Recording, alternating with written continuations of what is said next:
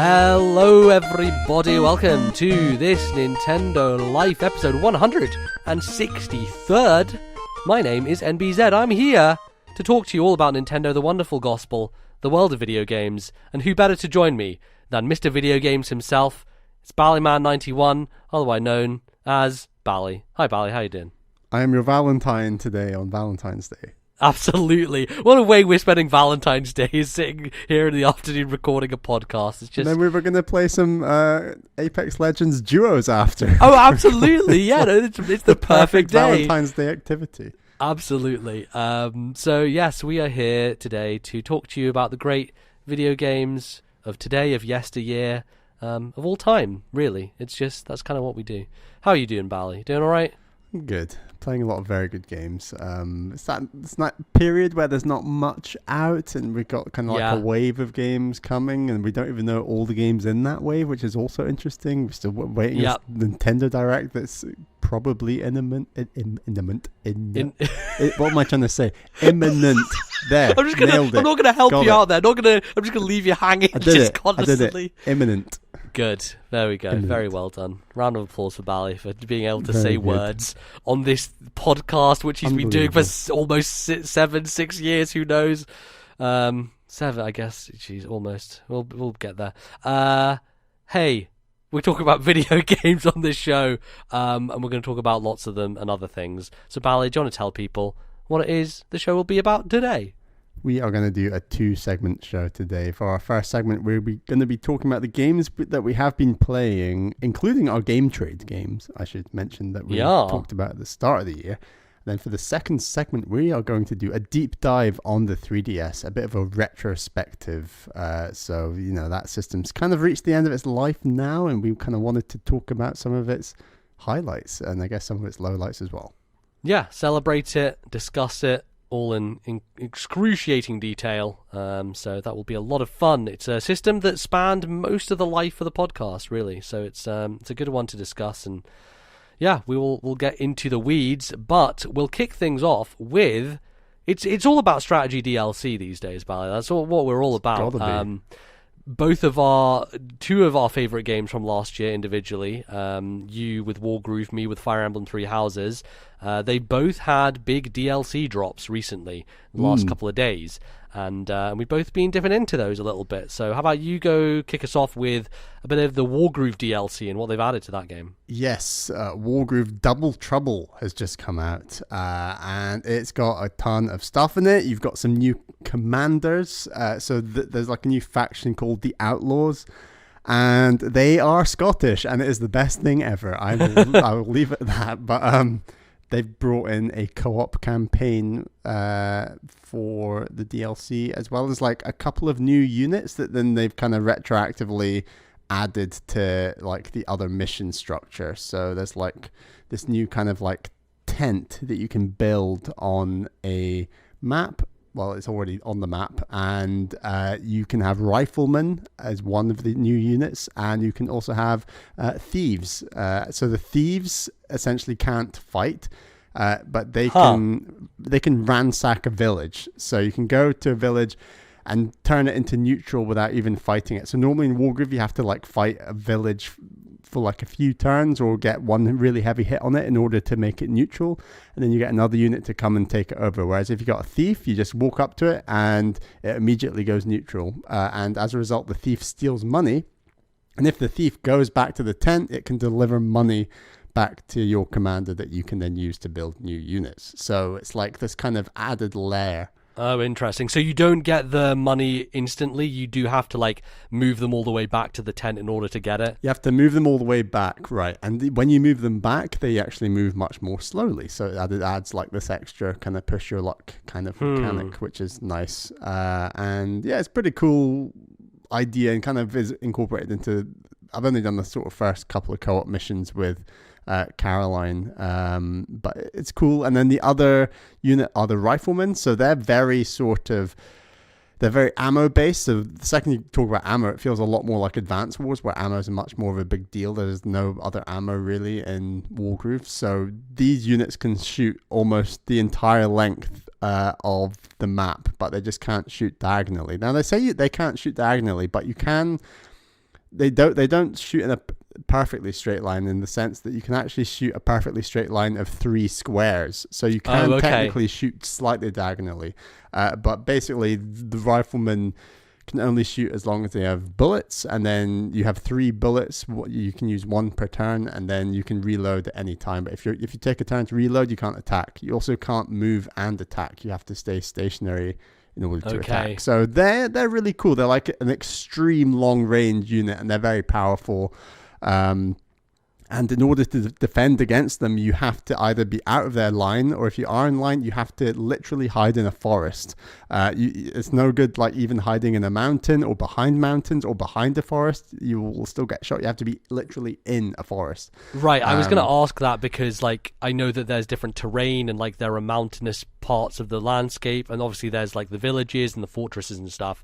I imagine they can't shoot through like a fortress, but can they shoot through other environmental stuff? There is the only thing they can't shoot through is a, like, as you say, like a fortress wall, which they have in certain levels. Like a castle wall kind of thing. But to my knowledge, they can shoot through everything else, which is very, very good. And they are super bad, like, defensively. So if you do get up to them, they're instantly, like, going to be killed, which is interesting. But it seems like the kind of unit you just keep near your home base, and you just line them up and just let them take shots as you need them to, essentially. Right. Exactly. And do they have, like, added critical hit stuff to them? Because I know, obviously, all the other units have special ones. So, like, do the thieves have a way that makes it easier for them to take money back or something like that? Yeah, I mean, thieves don't even have a crit because they don't really have any attack. They just their 2 skills are stealing money and essentially ransacking villages in order to make them neutral for you to take them over, which is quite useful. And then to crit with the rifleman, they crit on their, if they have 1 bullet left, they crit, which is that's cool thing. Yeah, so nice. Really cool. I think so far what I'm enjoying the most is how Scottish these characters are. So you've got Wolfer, his son and daughter Errol and Orla. And then you have Vesper, and Vesper is kind of English. She's not really part of the Scottish group, whereas Wolfer and Errol and Orla, they're all really Scottish accents. They're definitely kind of based off sort of a Celtic nature, but there's like a Viking hint in there as well. Yeah. And like when the trailer started and Wolfer just started talking, and there's like the bagpipes going, and Wolfer's it's like, I am up for the task, and like he's just got this gruff, and he's like. And Errol and Orla are much more high pitched, like, oh, it's gonna be loud, and then that's like, anyway. I've been going crazy doing impressions of them all day. I just love it. I absolutely love it. And what's the most Scottish thing that Wolfer could possibly do as like his commanding officer special ability? Are you aware of this ability? The one that you did the video of on Twitter, right? Did you see what that video was?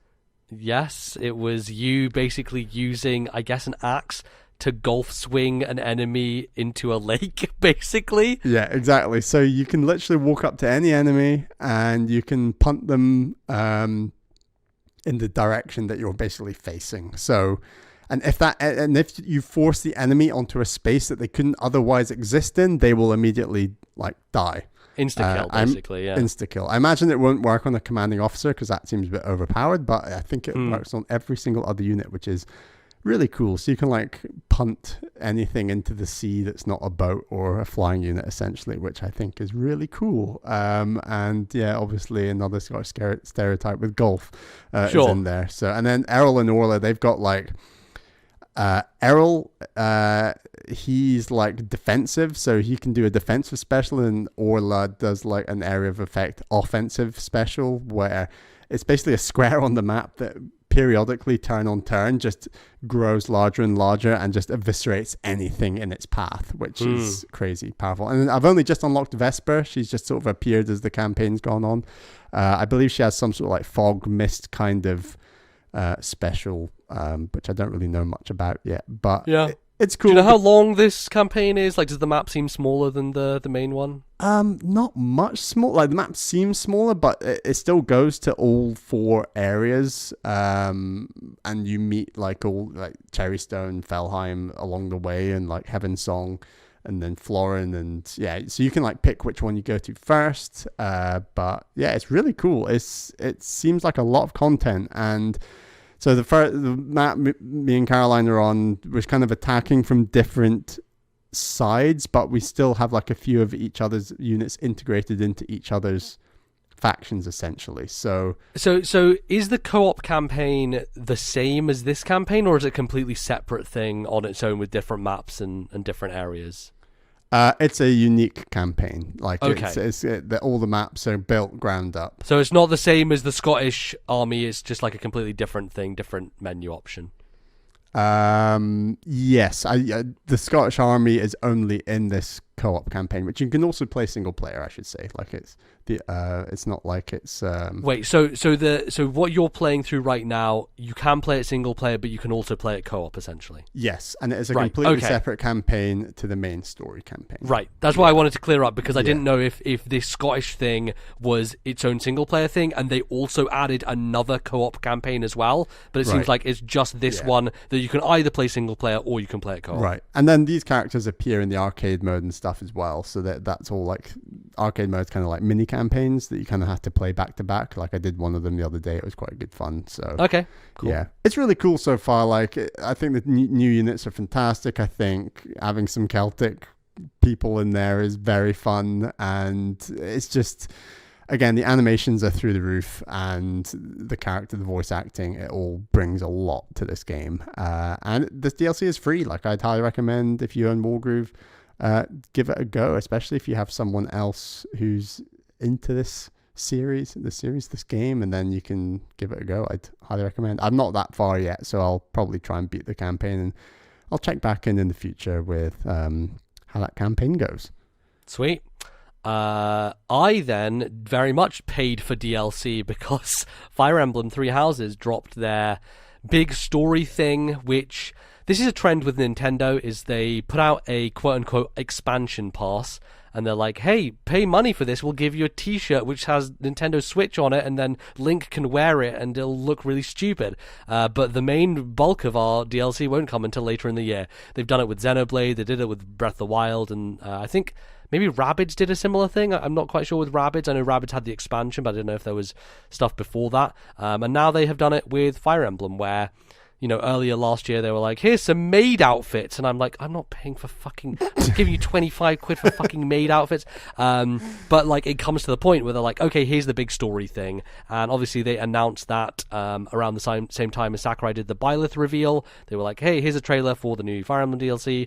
And the idea is that you go down under the castle, and surprise, surprise, there's a fourth secret house that lives under the castle in the sewers, and it's very stupid. Like, there's no explanation given for it, really. I mean, I guess the story builds a little bit around it, but it's like, hey, randomly one day, the three lords and Byleth find a hole in the wall. They go inside the hole and they find the secret underground lair. Would you have preferred if there was like a secret tower, maybe? Is like the underground idea just a bit strange? Or I just think all of it's kind of stupid, right? Because like, it's a secret fourth house, haha. It's just, and like, I guess there are ways they kind of talk about it in terms of like, a lot of the people who live down there are like the weak and the elderly and the infirm, and people who are like, you know, have been rejected from society, like who used to be nobles but who got you know, torn down from their throne or whatever, stuff like that, you know.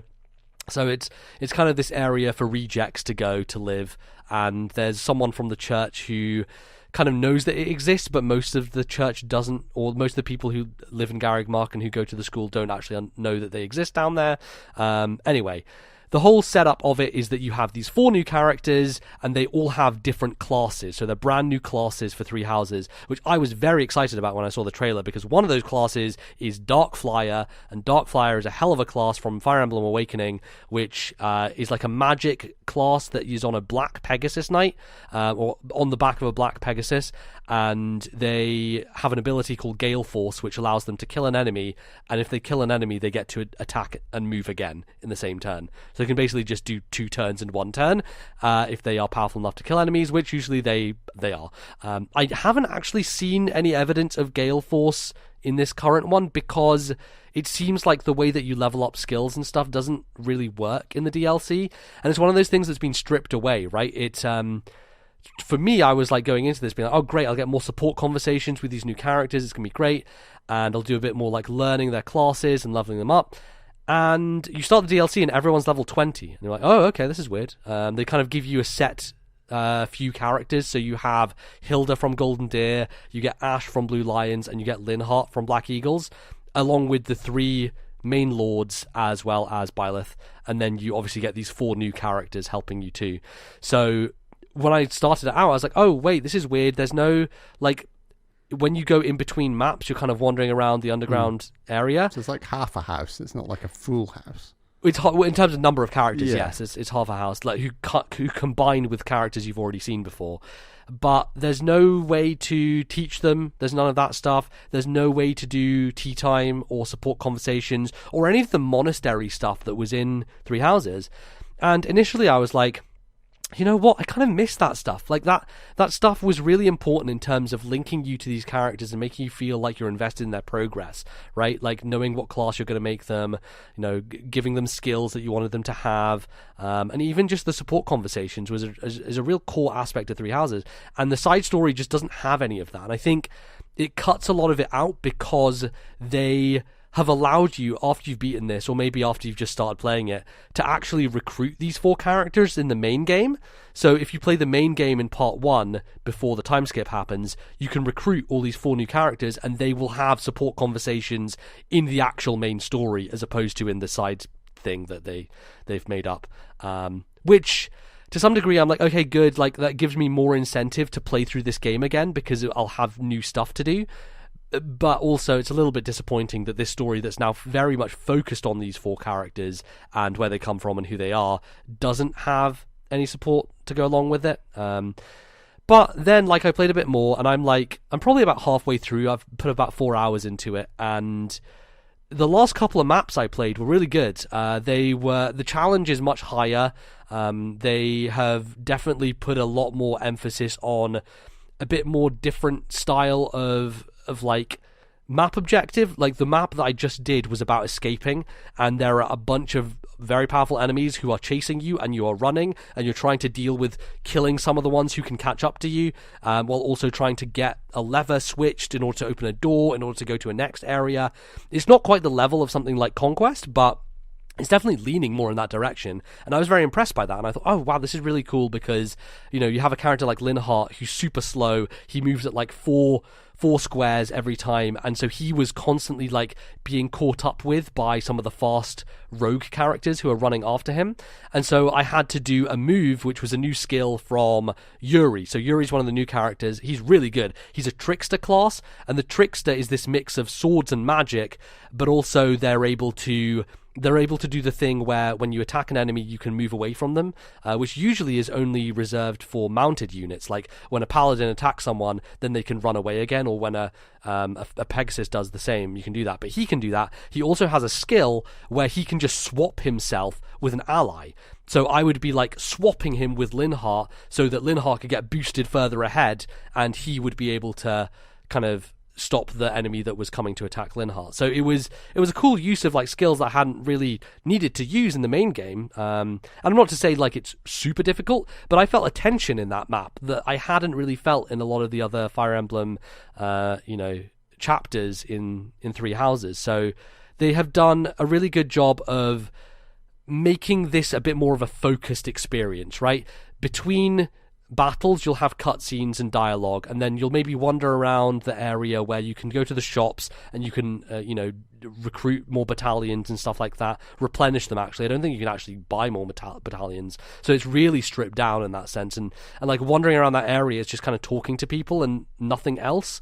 So it feels a little bit superfluous, but I guess it is in the name of this is a tighter experience. It's supposedly only 8 to 10 hours long.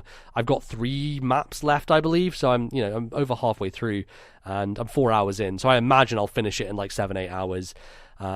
So like I like the stuff they've added. I like these new characters are here. It feels like I'm gonna get a lot more out of these new characters when I go back to do a Blue Lions playthrough, or even just pick up my Golden Deers playthrough at the moment and recruit them in, because they will then, they have different looks in the future. When you do the 5-year time jump, they get a different aesthetic to them, which happens with all the other characters. And I want to see that for these new guys. And their new classes, I believe, are now open to a lot of other characters. Maybe I'm wrong on that, but I want to tool around with Darkflyer more. I really like the Trickster class. There's a Valkyrie class, which Valkyrie traditionally is a healing class in like FE7, and it's like a light magic class, or I think it might be Anima, I can't remember. But this Valkyrie is weird because it's just dark magic, and I'm like, this is an interesting twist on Valkyrie.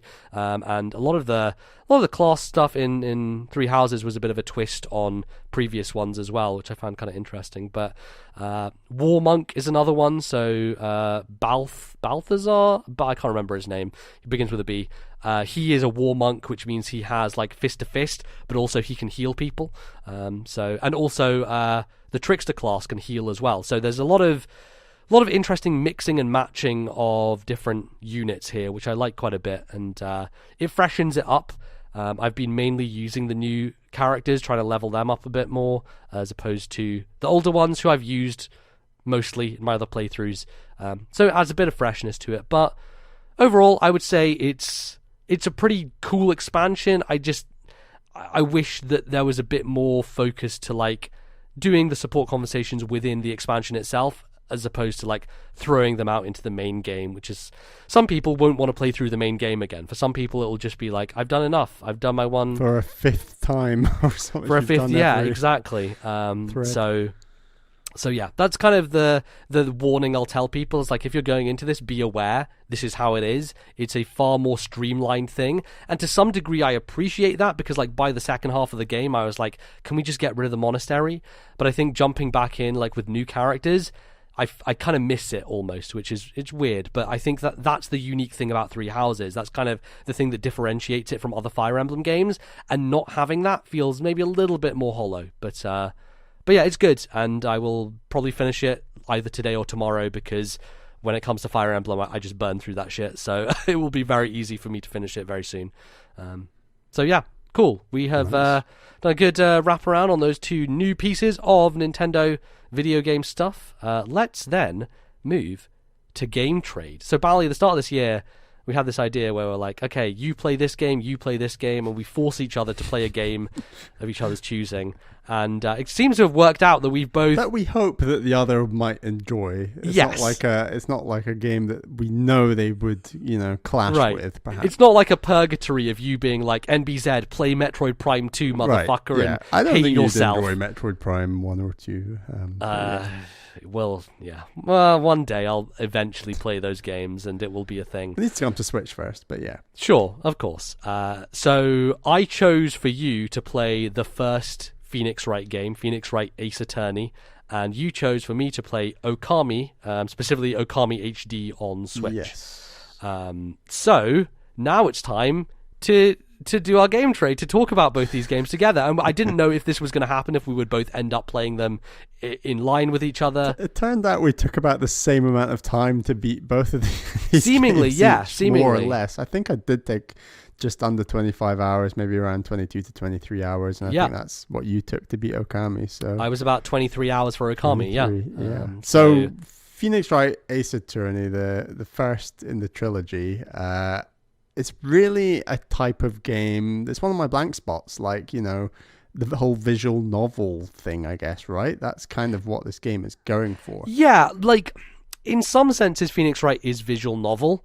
In other senses, it's point-and-click adventure. In other senses, it's mystery solving. Like, it's... Yeah. A lot of visual novels are... They take away a lot of agency from you, so you don't necessarily make that many choices, right? If you do make choices, they're like dialogue choices, or they'll go down a different narrative path.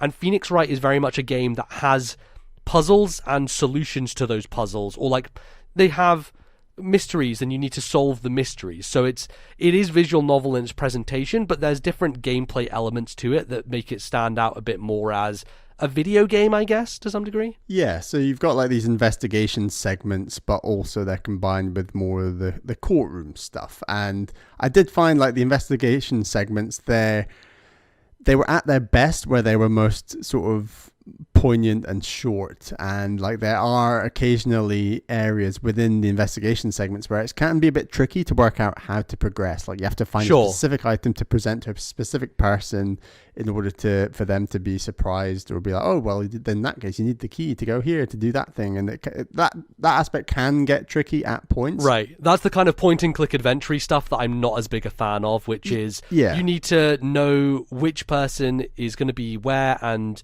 where you need to go and which item to give to them in order to unlock the next phase of the investigation. But honestly, all the courtroom stuff, I think I enjoyed like all of it. Like, it's just the presentation, the like Phoenix Wright as a character is fantastic, the judge is great, and then Miles Edgeworth, I believe his name is just a fantastic character as well. Like, your sidekicks are Mia and Maya. I got so confused with those names, it drove me nuts. Well, it doesn't help that like partway through some of the cases Maya channels and then Mia is there as well, and it's like and it's like, whoa, wait, you look.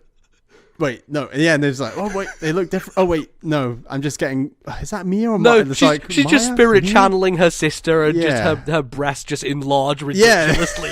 It's just like it's a bit stupid. There's a lot of kind of boob jokes in this game, and some tropey characters. Like with one character in particular, like, called April May, and she's like, which is a fantastic name in and of itself, April May. And she's like this. Very boobacious secretary who's dressed in pink, and the number of kind of jokes around her and sleeping with all these men is just like very early noughties Capcom, I'm guessing. Hey man, like, look at Capcom and their, somewhat misogyny going on in some of their games that we're both going to talk about today. Well, I mean, you played another early noughties Capcom game that we can talk about in a second. Yeah, but, exactly. Generally, the writing and the jokes, as inappropriate as some of them are like really strong and like genuinely laugh out loud moments, and all that stuff is really great. And like the characters are so good in part because of their animations. Like I loved the progressive. Here's someone who's obviously hiding something, and then their character sprite in the game is so confident and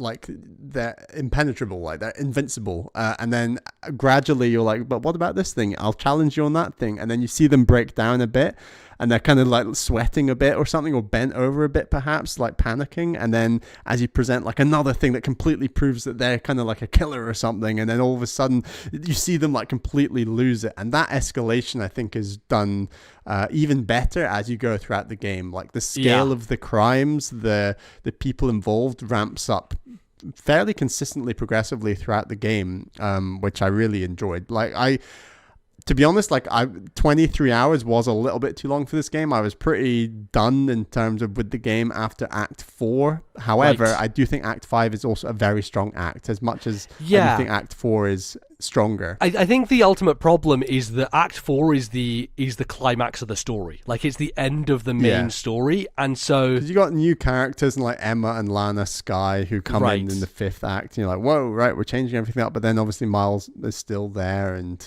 it works really well in that by the final act, the person you're taking on to ultimately accuse is like the most senior, most establishment, corrupt person you can think of it, I guess, in a way. And like, I love that you are essentially taking on the entire state in that sense by the end, and because at the start it's very much low key, and the cases do get progressively like much more complicated. Like by the end I had 4 or 5 pages worth of evidence, so that's like times, I think it's like 10 items per page or something, so that's like 40 to 50 pieces of evidence. And often the game will throw you that curveball of like you having to present one of the very first pieces of evidence you got, maybe at the very end of a case or something. And it can be tricky to know when to press a witness's testimony and then when to present what type of evidence. And sort of maybe, and sometimes they make it a little more obscure, where like you'll have pressed a witness's testimony, go through everything, and the answer is to just press that same testimony again, and you'll get a different response.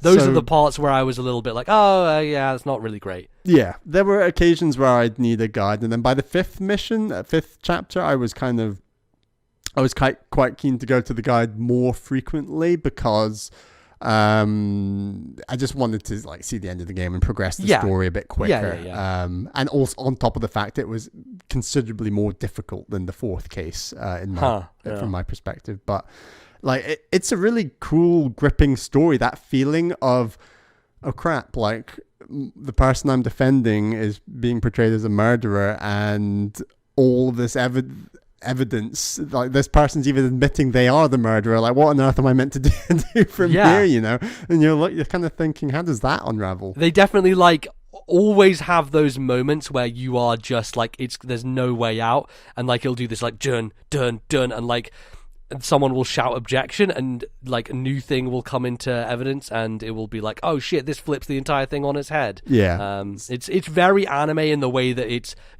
like the dramatization of the courtroom and the way that it just plays out.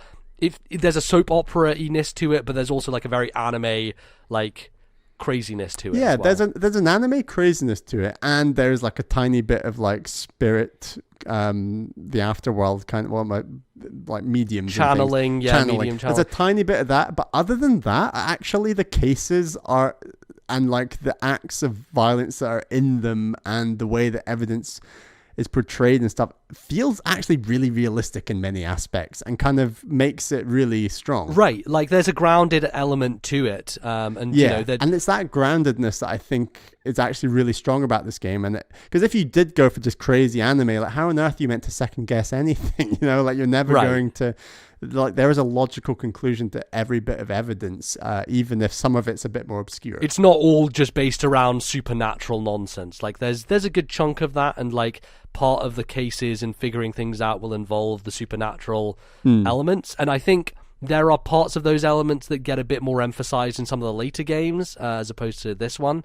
But yeah, you're right. It tends to be very, very logical in some cases. Some cases like unbelievably so, but for the most part, a lot of the twists and turns work because they are grounded in a reality where you could realize that happening, right? Right. And the moments where you're like, well, that person obviously couldn't have seen that because they were standing here at that point in time. Then you might maybe point on a map at some point and it'll say, yeah, you're right, they couldn't see it. And like that satisfaction of working out why something is the way it is when you get it right, it feels incredible. Like it's a real, and obviously, as you said, the music hypes up, and then you're challenging them, and then their sprite is like bent over and panicking kind of about what's happening to them. And yeah, that is really like dramatic, really great. And I guess as you said, it's quite soap opera-y in a way, but in a really good way. And like I said, it's not something I've really tried before, and I was a little tired of it by the end, as strong as that fifth case is, but I'm definitely keen to like try the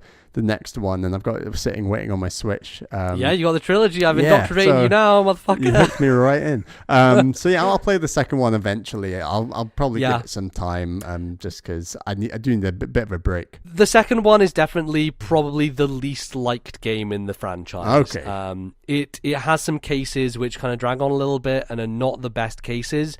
The final case is excellent, like it's one of the best cases in the entire franchise, but like getting there definitely takes a little bit of trudging through it. I remember like trying to get through the second one, but like it's worth it because getting through the second one and playing the third game is like the peak of the series. It like brings everything together. Like it takes stuff from the first game, from the second game, like this entire story that spans all these characters, and the final case of that game is just like revelatory. It's just incredible. So I would say yes, it's a little bit hard to get through the second one, but it's worth it to push through because the kind of conclusion you get in the final game is just incredible and worth it. So cool. So, yeah, and I like the idea that it's sort of these characters that continue through the cases, and I hope continue on in the other games. So yeah, they do.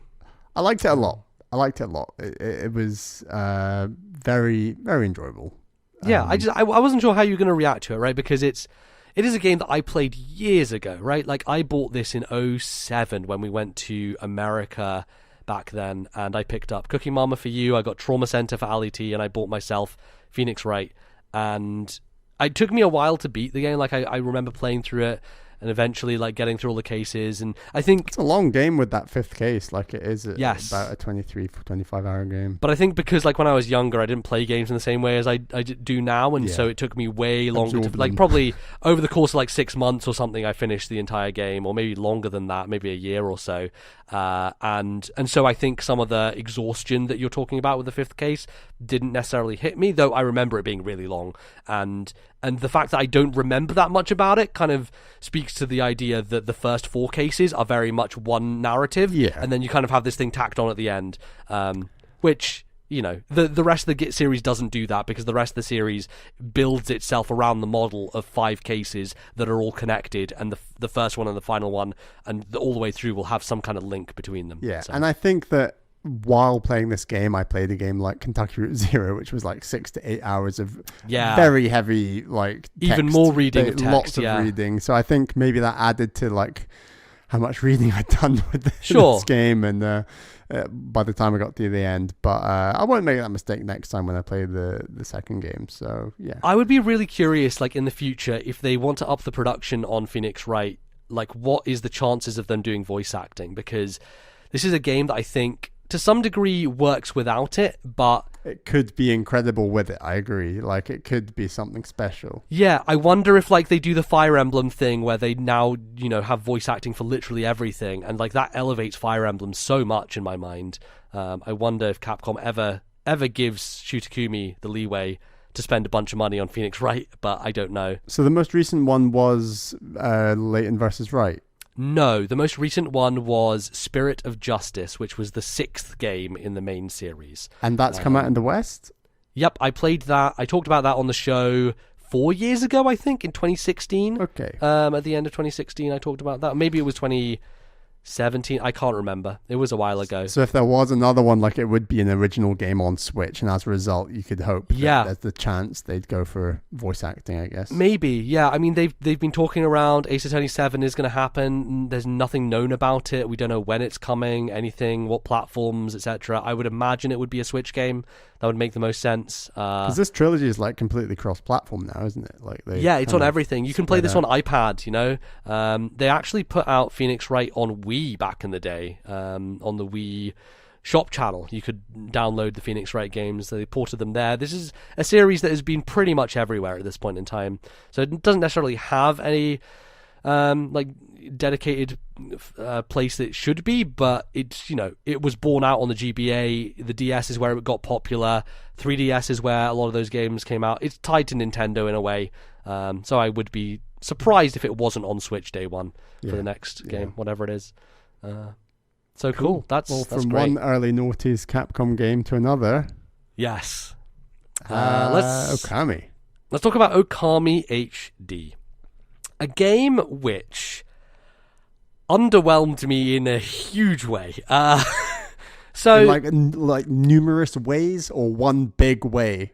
Like in numerous ways. In ways that, like, maybe if it was one thing I could see past it, but like the ways were just so constant. You did go in with high expectations. Like, this is Ali T loves it. I loved it. A lot of critical media love this game. It did originally come out quite a long time ago, which factors in. Sure.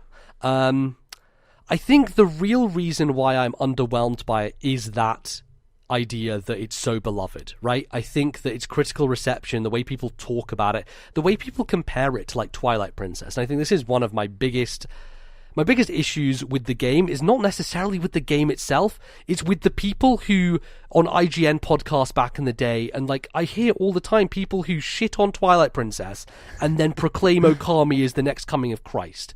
And like the things they complain about in Twilight Princess, like, oh, it's so slow to start, and like all of this stuff. Am I included in this? I don't, maybe. You didn't directly compare it. I like Twilight Princess a lot. I wouldn't generally consider myself as against it as a lot of the IGN reviews you're suggesting. Sure. But like, I remember trying to play this game back in the day at Ali T's house. Like, I sat down at Ali T's and I was like, okay, let me try Okami, see what it's like. On the Wii. On the Wii, right? Which is where he played it. That's where he played like 7 times. He's a huge Okami fan. And I sat there for 20 minutes and I hadn't moved my character yet. And I was like, what, LAT, when do I get to play the game? You know? Like, and I remember being like, okay, I can't, I'm bored with this now. Can we play Smash Brothers? And so that's what we did. And so that was my image of Okami is like, boy, I don't understand. Like, because people are talking about Twilight Princess is slow at the beginning, but like this game starts with a literal 20-minute cutscene of lore and mythology, and it doesn't let me move the character, and I'm like, what is going on here? Why do people, like, at least in Twilight Princess, I'm herding fucking goats. Like, sure, might not be the most fun thing in the world, but I'm moving Link. I like the start to Twilight Princess. I know it got a lot of criticism. Yeah, but... no, I do as well, and I think that for me the reason, and I'm generally like quite in favor of a slow start for any game. More sure, or less. Right, yes, and like I get that. But I think the problem is that this game doesn't shut the fuck up. Like it's incessant. It's dialogue. It's just stopping you at every possible moment. Isun is literally the worst character. He might be my least favorite character in video games. I fucking hate that little piece of shit. He is so incredibly annoying. And like, in a world where you have these Zelda companions, and we were talking about this on Twitter about Fi or even Navi, like, he is so much worse than them, because it's not only that, like, every time a female character's on screen, he's like, hey, babe, you look pretty stacked, babe, you know, that nonsense, but also, like, you can't move 4 feet without him chirping in and saying some incessant fluffy dialogue that adds literally nothing, and just slows you down and just takes you out of the moment and just stops you from actually playing the game. I think my biggest problem with this game is the fact that it doesn't let you play the fucking game. It just stops you constantly, and I think this is epitomized in a sequence where you go up to Himiko. Himiko is the leader of Seian City, I think it is, and you go up her tower, and like, you go into the tower, you go into an elevator, you wait for the elevator to go up the top, you get to the top, you're about to go into this lava pit, and you're like, okay, oh, interesting, lava pit, maybe I'll figure out how to get past this. Oh, and you're starting to think about what you're going to do, and then Isun pops up, is like, oh, look at that lava, by the way, do you remember we got this thing from that last boss we beat? You should equip that now and you won't die. I'm like, game, do you want me to like figure out the puzzle myself, maybe? Like, maybe just think about it myself for a second. But no, he just chirps in and like tells you what to do. So you do it, you go through, then you get to Himiko, and like there's this big cutscene, and you're like sitting there and waiting, and she's being mysterious, and like the dialogue's really slow. Another thing that really annoys me, you can't like speed up the dialogue. Some sections you can, like if it's not an important cutscene, you can like do it at your own pace, but otherwise it will just like creep along. It's the sort of thing you could like fix for an HD remake or something, you know? Right, totally. In there. And like they have the other thing is like the Animal Crossing babbling. It sounds like it's not the kind of chirpy Animal Crossing babbling that I like. There's a weird like strainedness to it. Like it's kind of a harshness. It's not the same chirpy Animal Crossing babbling. And so that babbling is constant as well. And so this cutscene is happening, and it's like, oh, she's being mysterious. She's hiding something about herself. She might look really weird. And then she turns around, the curtain lifts, and she like moves the leaf out of her face. And the reveal is, oh no, she's just hot. And then Isun just faints because he's so in love with her. And I'm like, okay, sure. And then you talk to her, and she's like, will you hear my request? And then she goes off this whole thing about the ocean and the dragon, and we must break the barrier to the island. And then she stops talking. You have to click on her again to talk. She keeps saying more dialogue. The dialogue ends again. You click on her again. It says, are you sure you want to help her? And by this point, I'm like, game, I have to do this. This is a linear game. This is the only thing I can do to move the story forward. Why have you ended the dialogue 3 separate times and had me click on her 3 separate times again just to start this quest that I have to do inevitably? I have to go there. And so I say yes, and then finally she's like, okay, I give you this thing, you get the item, you leave. I swear to God, you move 5 steps, and Isun chirps in, saying, oh boy, well I guess we have to go here, after you've just heard her say where you have to go. It is insufferable. It is fucking baffling. And that entire sequence to me just epitomized my problem with Okami, which is, it's a video game that is so obsessed with its storytelling, but it has a story that is incredibly simple and doesn't necessitate the amount of fluffy dialogue that comes along with it. And you think it's got more incessant fluffy dialogue and sort of vague storytelling than, you know, the busiest moments of Wind Waker, Skyward Sword, 100%. 100%. There's not even a doubt in my mind. Like, it's just unavoidable, right? And I think that the part of it that really gets me the most is the way that the game tells you how to do all the puzzles before you even get the chance to figure out how to do them yourself. Like, there was a moment when I was streaming it, and I pointed this out. You're in a dungeon, and there's like a path that you need to go to, like to get to the next area. The game stops, it pans across the area you need to go to very slowly, as if to say, this is the way you need to go now, player. We don't want you to get lost. But literally, there's no other way to go. It's linear. There is literally no other place that you would think of going, and yet the game stops you and slowly pans across this area to show you where to go. And I'm like, this is like 20 hours into the game. I know how to play this. I'm not stupid, and it really treats you like a fucking baby. I really dislike that about it because there are clever things in it, and like the final dungeon for me started to approach the kind of puzzle solving, the kind of exploration that I think of when I think of the best Zelda dungeons. And there is one puzzle in particular that I really liked, which is there's this like roulette machine where it has 3 different circles, and you have to open up this other area that like you use the fire to get rid of the leaves, and it shows you this pattern, and you're like, oh, I guess I have to get this pattern in line, and I have to use my brush to knock the stopper so that it stops each one at the right area. I wasn't sure how they would line up because they have these really like long faces, and so I thought that the smile was the thing I had to line up, but actually it was the eye that I had to line up, and like it was taking all these elements, and I did have a satisfying moment where I was like, oh, I figured out this puzzle, the game didn't get in my way, and that kind of stuff got a little bit built on in that area. And so, like, I see a world in which an Okami could have gone further with that. Like, it could have really made the game a bit more engaging in the way that you interact with a lot of its, you know, elements. But so often, it just slaps you across the face with it, right? I like the brush. I like the way that it's used in combat. But for the most part, you have very limited things you can do with it, like the different types of elemental attacks, like the water, ice, lightning, fire. You have these 4 things, and for the most part, you will know exactly what to do. It'll be like, you're in a boss fight with this Ninetales thing, you use the lightning in the dungeon, and then the Ninetales like just lifts its sword right to the sky, obviously as if like, hey, there's lightning, hey, this is like a lightning rod, I wonder what you have to do, and you do it. Like, and you know, I'm not going to say that Zelda doesn't do that, because Zelda certainly does do that, right? But I think in some ways Zelda is a bit more subtle. Like in Skyward Sword, the final boss, you have to put your sword to the sky to get the lightning bolt so that you can attack Demise. And you haven't had to do that exact thing before in the game. And so it kind of is building on these ideas. But for me, it's just a bit too... It's not that it's easy, it's just made a bit too obvious. I mean, it is a very easy game, especially in comparison to the Zeldas we've talked about. And I don't want to hold that against it, right? Because I don't think a game has to be hard for it to be enjoyable. Far from it. Like, I think a lot of games we talk about, we praise them for having a really nice difficulty curve. But it's not just the combat stuff for me, it's everything else, right? It's the idea of like where to go next, or what item to use, or anything. Like none of it felt challenging in a way. None of it built upon ideas, right?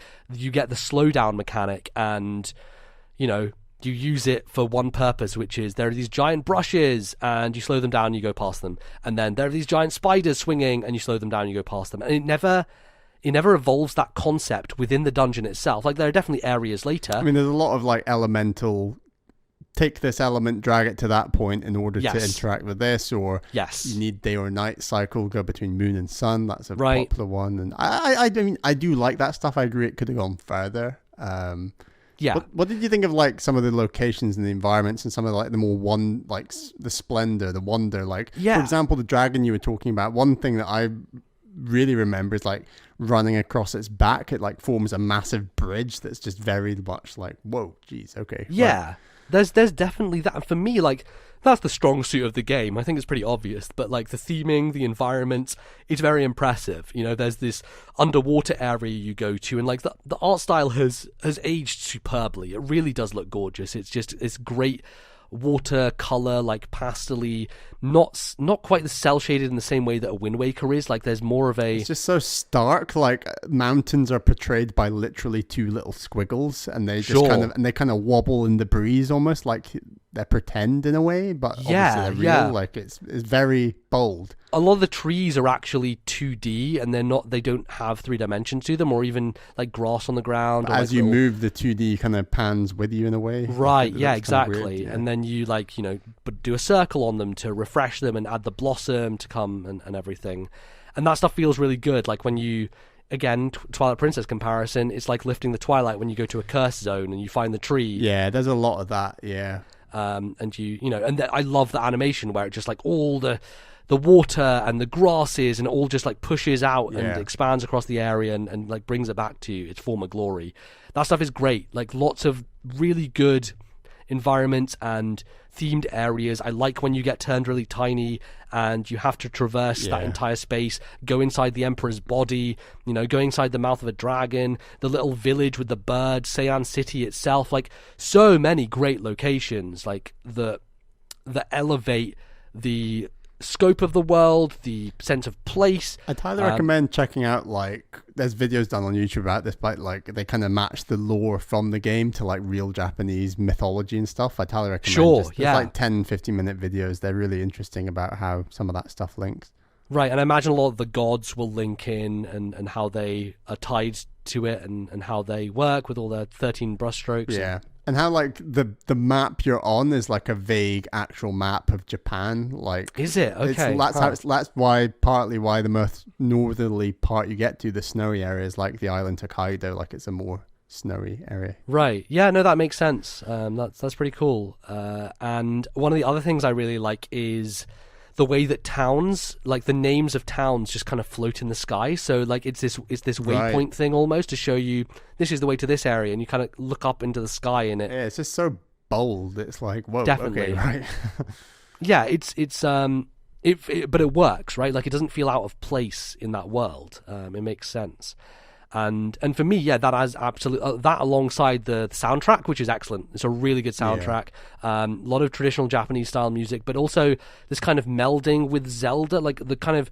I was listening to one of the tracks earlier today, and like the way that its rhythm is built, the kind of the beating undertone of it feels like a Zelda Hyrule Field overworld mixed with like a traditional Japanese style of music, and a lot of it reminded me of Shenmue, weirdly enough. I've not played Shenmue, but I've watched a bunch of Shenmue, and the main theme of Shenmue, like I feel like there's the track in this game that sounds very similar to that, and I guess that's just the similarity in both of these games are very Japanese, and they are leaning on traditional instruments and styles for their soundtrack, which is very, very good. That stuff for me is not unassailable, because I think like there's it's an older game, so it doesn't have quite the scope or complexity that other things do, but I think for what it was at the time, it still looks incredible. It still plays very well, and I think fundamentally Amaterasu is fun to move around. I like the dash. The dash reminds me of Spyro the Dragon, and you build up speed as you go. I'm a little annoyed by the fact that you lose your momentum if you do an air dash. If you're jumping, you keep your momentum, but if you air dash in the middle of, as you're going fast, it just cuts your momentum and disappears. But moving around, the double jump is great, and that combination of double jump plus air dash with, like, say, the lily pads in the water is really good, because you have to get across this body of water, and it's like, at the start of the game, you're like, oh, lily pad, lily pad, lily pad. You keep drawing them, and eventually you get to the double jump. Eventually you get an air dash, and you are able to chain these. You can do like them really far away from each other, but you're still making it because you have so much more distance to travel across. So the movement actually feels great, and I do like when you get the power to climb walls and you're able to like cling on to them and go sideways. That it all feels really good, and it has a good sense of movement to it. It feels like there's enough. Like the idea of the paintbrush and all that lore, the character Amaterasu, like that, it would be great to have a modern take on that, like what you would do next, and just kind of streamlining a lot of those ideas, kind of doing the next level of puzzles through the paintbrushing, Totally. I think there's definitely ways in which you can expand on it and make it more interesting.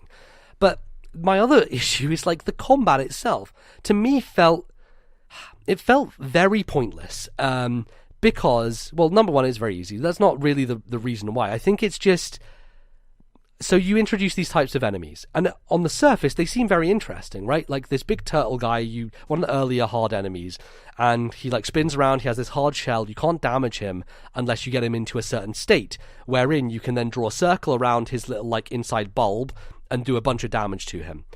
And initially, I was like, oh, this guy's really hard to fight. Like, I need to wait for him to shoot out these balls. Like the trees that shoot balls at you and you have to knock them back at them. It's like that type of ball, like the purple ones. And I was like, oh, you need to knock those back into him in order to put him into this state where I can actually damage him. And what I found out is, like, actually, no, if you just spam a bunch of attacks on him, he'll eventually just get stunned. And so there's no need for me to engage with that system whatsoever. I can just spam attack and he will open up his bulb because he'll just get stunned. Same thing with the umbrella enemies, where they're like flapping in the wind and you use the wind to and then they're holding on the umbrella. And I thought, that's really cool. What a cool idea for an enemy. And I started to realize, like, when I was fighting those enemies, I was doing my fastest possible way with the wind, doing as much damage as possible, and I was still getting a really low grade for the amount of time I took. And I realized if you just fucking spam attacks, they just get stunned and you can just hit them a bunch. So there's really no need to engage with any of that stuff whatsoever. It's completely pointless. And as soon as I moved past that veneer, I was like, well, okay. I mean, there's no reason for me to try to do anything interesting in this fight. Like, there's no puzzle to be solved with this enemy, which is why one of the reasons I like Skyward Sword so much is, like, the enemies themselves and how you defeat them and the ways in which you move your sword are so important, versus this game where I thought that was what it was going to be, and it turns out, no, you can kind of just spam and they'll die and it's fine. And by the end of the game, I had a bunch of these slips as well, these vengeance slips or whatever they're called, which you just go to the menu, use them, and they explode and do a bunch of damage. They seem really overpowered, don't they? And like, they are ridiculously overpowered. Is logic behind them just like for younger players who want to just walk into a room and blow everything up? I don't know, because, like, you know the final boss area where you fight all a bunch of the bosses again, which again, not a thing that I really like. Good old boss rush, yeah. The boss from the Emperor, inside the Emperor's body, who's this soldier who has like green, like, weirdness around him. Okay, yeah. Literally, I went up to him, I did 2 lines to slow him down, attacked him to open him up, went into my menu, used 2 of the big slips, he died. It was literally less than 10 seconds. He died. And that was a boss rush, harder version of that enemy. And I was like, well, sure. Like, I got nothing out of that. Was there even any reason for me to do these boss fights? I mean, you don't have to use a slip on him. No, you don't. But when I have like an excess of money and I have so many of these in my back pocket, what is the reason for me wasting my time with this fight when I can just kill him and he's dead, right? Like, that's my problem with the fundamentals of the design of this game, is the combat is built in such an interesting way with the brush powers and all these elements that you can, like, chain together, and yet you don't need to use it at all. And in fact, you're rewarded for not doing so, because if you kill enemies really fast and you take no damage, you get the most money, you get the most yen for doing that. And so it's a system that rewards people who don't engage in the interesting systems. And that's ultimately the problem with the combat, is that it is just pointless to me. It doesn't make any difference to the game itself. Not to mention, the most tedious fucking boss in the game, Orochi, you fight 3 times and is just agonizing. And by the last one, I was like, every time I got his head to the ground, I was like, okay, another slip, because the slip kills him in one, and I don't have to sit there and potentially have to go through the entire sequence again of feeding him the water and he falls down and gets drunk. Anyway. Sake, sure, sake. You don't get drunk off water. I mean, some people might. Who knows? Depends, but yeah. But yeah, I feel really bad. I really feel very bad about this opinion, because there are so many people who love this game dearly. I think you're just gonna have to, like, it's, if you compare it to like Zelda, the things it does that are different, and I can see why a lot of those critical media are so in favor of this game, is how, like, fresh it is, the art style, as you said, the music. I do think, and we both went back and listened to like what I had said previously about this game, because I was interested in what I'd said, and I do still believe, as much as there are a couple of kind of side things you kind of have to do, I do think it is a very lean experience in comparison to those 3D Zeldas we've talked about. But I appreciate... Well, according to reviewers, this is a 60-hour game that I somehow beat in 23 hours, but sure, Game Explain, I don't know where that number comes from. I mean, like, there is side stuff you can do. I just mean as in, like, compulsory stuff to beat the game. It is a very lean experience. Like, and you go from one location to the next in quite a fast pace, I always thought, and, like, I really liked that. And that's always the strongest part of Zelda for me. Yeah, I mean, like, it definitely slows you down at moments. Like, there's the part where there's the 3 or 4 dogs you have to go find, and every time you come across the dog, they say the same dialogue and they say this thing, and you go into a fight that's the same fight, and then they say, yes, now I must stay here, you must take this orb from me, and it slowly goes into them. I've realized I'm sounding very Joseph Anderson, but like, this is the game that has made me feel the most like that, in terms of the game is wasting my time, but I think it's just because the ways in which it wastes my time it just constantly was in my face about it, and it never let me. Yeah, like the text in this, as you said, and that is very constant throughout. I just mean like in terms of locations and things you're doing. Yeah. I do think it is much leaner than the others. And look, I agree with you on that. I wholeheartedly agree that the environment and the art design and the music, all the kind of the sensual elements, right, which I think ultimately is a thing that speaks to you and will have a bigger impact on you than it does on me in most video games. Yeah, and I had just been to Japan. Yeah, and you had just been to Japan, so like maybe a little bit unfair in some senses. But I think ultimately my reaction to Okami is less that Okami is a bad game, because I don't think it's a bad game. I think it's a very good game. I just don't think that it is as good as people hold it up to be, right? It doesn't iron out those flaws of the 3D Zeldas that people criticize the 3D Zeldas. Like Totally. And I think it's just hypocritical of people to be like, oh, Twilight Princess is such a slow game, and yet in the same breath, like, Lord Okami is the next coming of Christ, because it ultimately has a lot of the same problems, and in many ways, way fucking worse.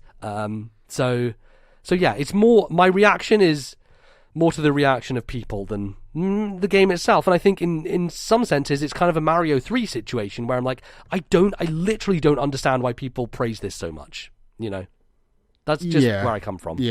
No, I see that and like Twilight Princess, I think mechanically like that is a stronger game, but as a game, like, it just feels what you're doing, the places you're seeing, the characters you're meeting are far less fresh. And obviously Twilight Princess is massively inspired by Ocarina of Time, and like that's an unfair comparison, but it's just the fact that Okami is just so different from that. It's personally why I was just like, wow, this is so fresh, this is like great, this feels leaner, and it's that Zelda hit, but without the roteness that had been developed throughout 3D Zeldas for a time. Like, it felt like it was something different. I actually think the comparison to Zelda does Okami a disservice, because it's really not a Zelda game. The dungeons are very non-dungeon. Like, they're not really dungeons. They're incredibly short affairs. They're more like, I guess they define them to some degree as dungeons, because you walk in and it does the whole name of the area and it pans across it like you do in a Zelda dungeon. And so it invites those comparisons, and like, especially with Twilight Princess, because for fuck's sake, it's a wolf, it's you got a stupid annoying side character, you got dungeons, even one of the dungeons is like the same idea as a Twilight Princess dungeon, which is the Snow Peak Mansion, where you're going around finding ingredients for a soup. There's a dungeon which is the same thing at Okami, going around finding ingredients for a soup, which that was definitely a coincidence, but I thought about it, I was like, wow, I get it why people compared these games so much now, because there are a lot of like lines that you can draw between them, but ultimately it reminded me the real reason I love Zelda so much is its puzzle solving. That really came into stark relief when I was playing this game. Is the reason those traditional 3D Zeldas work for me is because it's not focused on combat, it's not focused on exploration, it's focused on these tight areas where you need to puzzle out solutions of how to get further, and do many things along the way. And Okami tries to do that stuff, but so often it's super obvious what you have to do, and it doesn't feel like a puzzle, because it's like, oh, just put slot A into tab A or whatever, and just fit the IKEA furniture together, right? Like, it literally feels like a set of IKEA instructions. It's like, okay, so we're going to cut the table leg, and we just need to pop it in, good, done. That's just how it felt to me. So there you go. Was Game Trade... I'm glad you played it.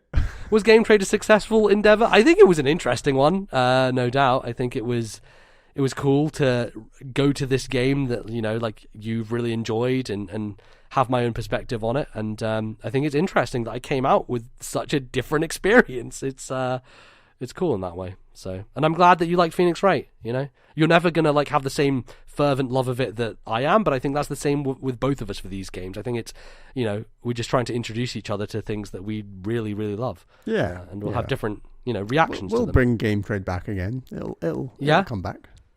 I don't know. We could do another one this year. We're pretty early. We'll see. Potentially. Not right now, but we will. No. Do one. Yeah. No. Anyway, I hope I feel like I got a lot out of my system today.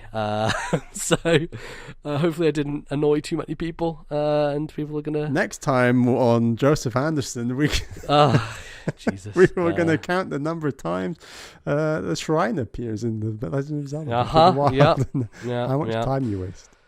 Look, you can say a lot of things about Breath of the Wild. One thing you can't say about it is it does not waste your goddamn time. It doesn't pop dialogue people up at you non-stop. That is for sure. Cool. Well, we're going to take a break, but don't go anywhere. We'll be back after it with a big old section on the Nintendo 3DS, its history, its life, our experience, everything. Don't go anywhere. We'll be right back.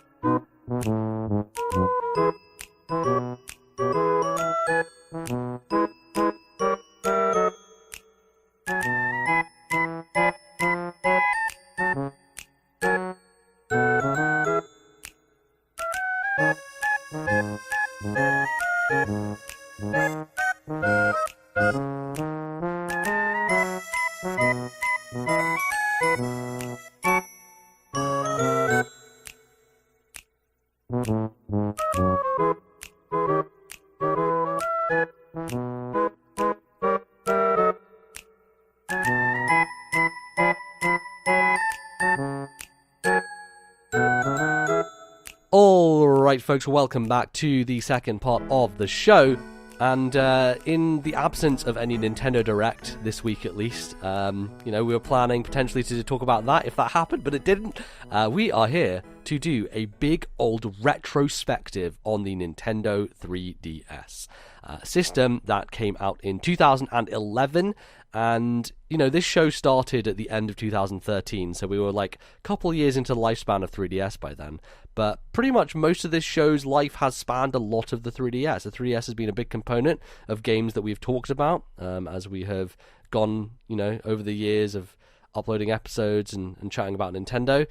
And it's a very important system, and I think it's a system we both really love. There's lots of interesting things about it in its history, and things that we may have forgotten about we can talk about again. So we're just going to do a big old discussion about it, broken up into a bunch of sections, and talk about the Nintendo 3DS. But maybe start top level, Bally. What do you look back on the 3DS? Like, how do you feel about it as a totality of a system?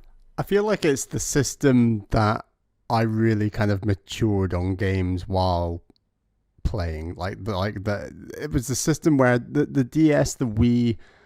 If you look at my backlog, really, a lot of the games I played on those two systems are very kind of aimed at a much more casual audience. And as much as I love those games, they haven't aged as well in my mind in that sense, where there were a lot of games like the Wii Fits, Wii Sports that I think, well, they were really great games, but then my sort of tastes and what I like now are much more akin to those of the 3DS strictly, and like the games I played on that system with like your 3D Lands, your Link Between Worlds and things. And this was the first system where I feel like I was really on top of like big releases when they came out, to like play them, have a view on them. And obviously it's the main system that, alongside the Wii U more or less, the podcast has kind of evolved with. So it's kind of me as a gamer, it's like the first system that I got at launch, massively enjoyed games like Pilot Wings, and then systematically bought some of the biggest titles when they came out. And it felt like a real return to form in terms of moving away from that casual audience that Nintendo had been so keen on for what felt like the previous decade almost. Yeah, for sure. They definitely took a different direction with the 3DS and started to bring the types of games to it that they had been known for back in the GameCube generation or even previous to that. And so, you obviously have the return of stuff like Luigi's Mansion. You have, loads of different new ideas using 3D as a basis for them, and a ton of games, like so many games and so many years filled with excellent support of the system. And I think the other thing that I'll mention, we'll get closer to it as we go on, the 3DS really is this time capsule where you're moving like through the life of the system, you see how it changes in terms of lots of games come out in Japan early. We wait a couple of years, they finally come out in the US and North America and the UK and Europe and all that stuff.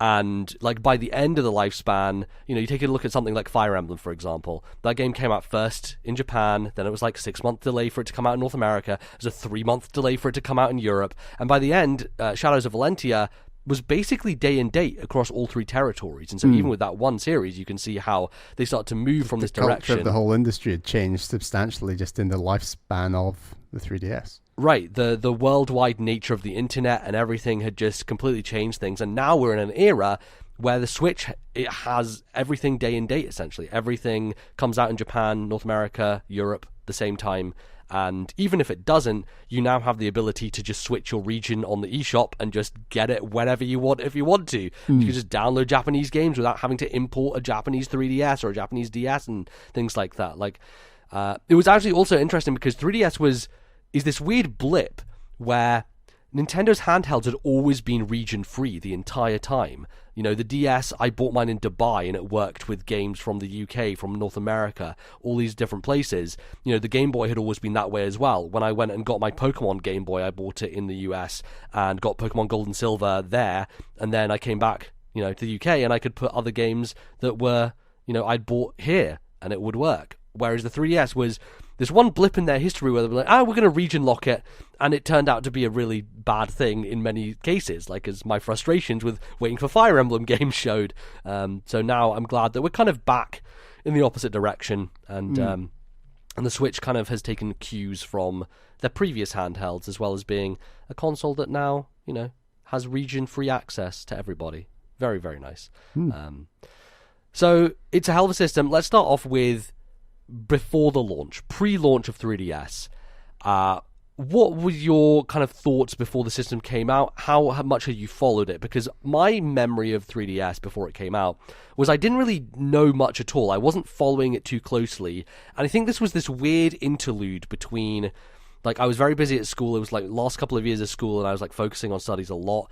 And I wasn't following like magazines as much. I hadn't had... Yeah, it's like the wrap-up of O&M had happened almost right. just before that, it felt like. Or at least exactly. We had dropped off before it finally closed, like around 2009, 2010, right? Right, and when you say O&M, you're of course referring to Official Nintendo Magazine, which was the Nintendo magazine we both had, and we both had a subscription to, and so it was a way when we were in our teens and like a bit younger to keep up with what Nintendo was doing. I remember like reading about the DS in NOM, the former version of Official Nintendo magazine, which was Nintendo Official Magazine. Yeah. And as you said, like school ramped up. I was like 1 year above you, so I went to university in 2009.